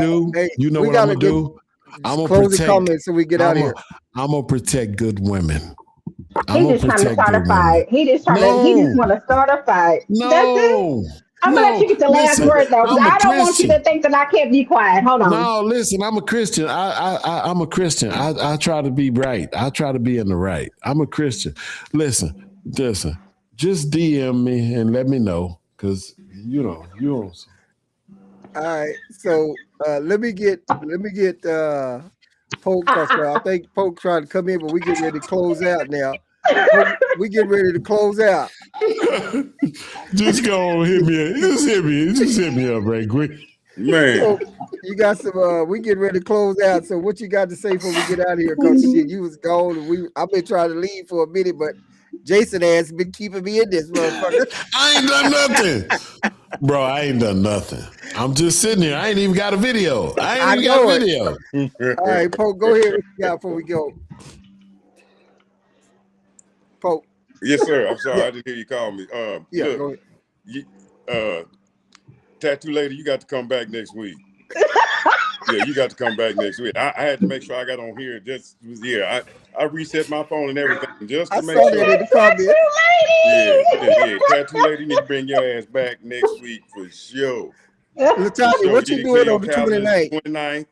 On the 29th? Yeah, the 29th. Pull your calendar up right now. Tell that nigga you busy.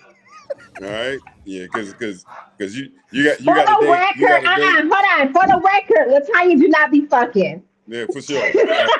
Yeah, around. You're not fucking around. But you got to come back. That was the biggest thing. You got to bring your ass back next week. I saw you put that in the comments too, I think. Yeah, So, got to. Let me. You got to bring your ass back next week. You said Wednesday, next Wednesday at 6. It's at 6. It's at 6 o'clock. Yes. Yeah. All right. I'm putting it on my schedule now. Yeah. Thank you kindly. Sure appreciate you. So, Gonna have a ball. Gonna have a ball. I'm gonna put these virtual paws on you. Okay, put these virtual paws on you. Jason, my brother. My brother in the Most High. Lord have mercy, man. It ain't too much that we disagree on, but we disagreed before, and here's one of them things. Okay. My man, look, please stop promoting hoes. No, I ain't. No, I'm not. What you've been doing. No, I'm not. Look, hold on. You got to talk free for about let's see how. You have been promoting hoes. and let me make this clear. Men do love hoes. Yes, we do. Do not like them as wives. I agree. That is the thing. I agree. I let me make that clear. That most hoes is a good damn time. I agree. But when it comes to wives, because of the duty most men know that they have when they become husbands, because of the commitment, because of all the responsibility that is involved, a hoe is is a bigger liability than a carburetor with a hole in it. I agree. Now, what did I say that caused you to think that I think adverse to what you just said? So when you were saying you can move a hoe from Dallas to Washington. Oh, absolutely. Oh, absolutely I can. Absolutely. Absolutely. She gonna start hoeing and Pismo Beach, nigga. That's it. Okay. Listen, some of them are bad. I agree. I agree with you. We gotta let it finish. We gotta let it finish. We can't do that. We could not for wives. Let me make it clear. We cannot promote hoes for wifing. That's what I'm trying to say. Let me make that clear. The hoes, be a hoe all you want to, but take wife off the table if you want a hoe. Yeah. Have a hoe phase if you want to, but understand you have reduced your wife market value exponentially. That's what I'm saying. Sure, fine, because it's your body. Just like I said earlier, you can do what you want to do, but there are going to be consequences and repercussions for every action. And one of them is you are reducing the value on the market for a wife. The more you are out in the street, the lower the level of the man that will actually put a ring and dedicate his life to you. And that's what I mean by promoting hoes. Don't do that. So let me say this right here. A couple of things right quick. Latanya, can you see the private chat? Can you see the comments in the chat? Not barely, because I don't have my glasses on, but I'm gonna say this. I seen somebody said stop promoting the whole phase. Ma'am, that was the other one, but I'm talking about in our private chat. But go ahead. What are you gonna say? Oh, the private chat. No, I can't. Why don't I go for that? Oh, the locked one? Yeah, it says private, yeah. But that's just for us. But anyway, they didn't give you a new name, Tattoo Lady, but say what you're gonna say, y'all. We gotta get out of here. Go ahead. What are you going to say, Latanya? All I'm going to say is this. You're going to do what you want to do. And I understand you said the value of a woman and things like that. Um, Wife. excuse Make me, it clear, wife. excuse me, sir. Excuse me, wife. Sorry. As a wife, I know a lot of people, a lot of women who were great wives, were great, very humble, did everything that the man wanted, and now they out here looking crazy. And now they out here looking crazy because they played the field. They did everything. I would say, ooh, Jason, Uh, Jason. don't read that out there. I'm Don't read that not. out loud. Don't read that. 'Cause Jason. we the only ones can see that. I know. My God. My God today, as the old ladies say, my God today. Look at her. She started Um, sweating and shit. sir. Anyways, but no, I know a lot of women Mm, who are mm, out mm, here mm, and they mm. are great prospects for wives and things like that. And they've done the whole wife thing, but unfortunately, that didn't work out for them. Not saying it's the whole thing all the way across, but a lot of women have walked up, have been the great girl all their life, and for some reason, they just cannot secure a win. All right. So, No more comments right there. We've been going about 3 hours. So Latanya will be, she gonna check her schedule and make sure to let me know if you could come on next week. I Because can. I went ahead and added it to my calendar. I'll be okay, Yeah, here. The, yeah, the bring the tattoo tattoo lady lady, back. the okay. tattoo lady will be here. Okay, because I had asked one other lady, but she didn't reply. So since we had a lady that fell off, so I went on. If that other lady replied, well, she replied too late. So we'll have you on with us next week. It should be 3, maybe 4 other ladies on in Okay. almost the same panel, I believe, or whatever. So with that being said, and to all of the viewers out there watching, hey, I appreciate it. 2 Flowers, appreciate you. I see you've been hanging with us in the comments. And Hey, so I ma'am. appreciate you for that. And to all the viewers that's watching now, maybe you're watching later. Hey, we appreciate it because thanks to you guys out there watching now, thanks to this panel right here, has helped your boy Paul Wizzo reach 1,000 subscribers, which we never thought, which I didn't think would happen as fast as it did. It seemed like it got here real quick now. So I appreciate it, each and every one of my guests, all of the viewers out there that's watching. Hey, I appreciate y'all. And y'all tune in with Wizzo Talk because I'm telling you, don't pay attention to that title because that's just something I have to put there. But just like we've been going on this we supposed to been talking about 1,000 subscribers. Goddamn, we didn't been up in the whole city, and everything like that. And it's always a good conversation. So if you leave, you're gonna damn sure miss something. I'm telling you. So, and Jason, we're gonna need you to fix that next week, shit, because I'm looking at this damn black screen and Jason come on, he was ready, got his hat, his jacket, his hanky, and everything, and now we can't fucking see him. So with that being said, guys, I appreciate each and every one of you again. It's your boy saying Paul Wizzo saying I'm out of here. Holla at your boy.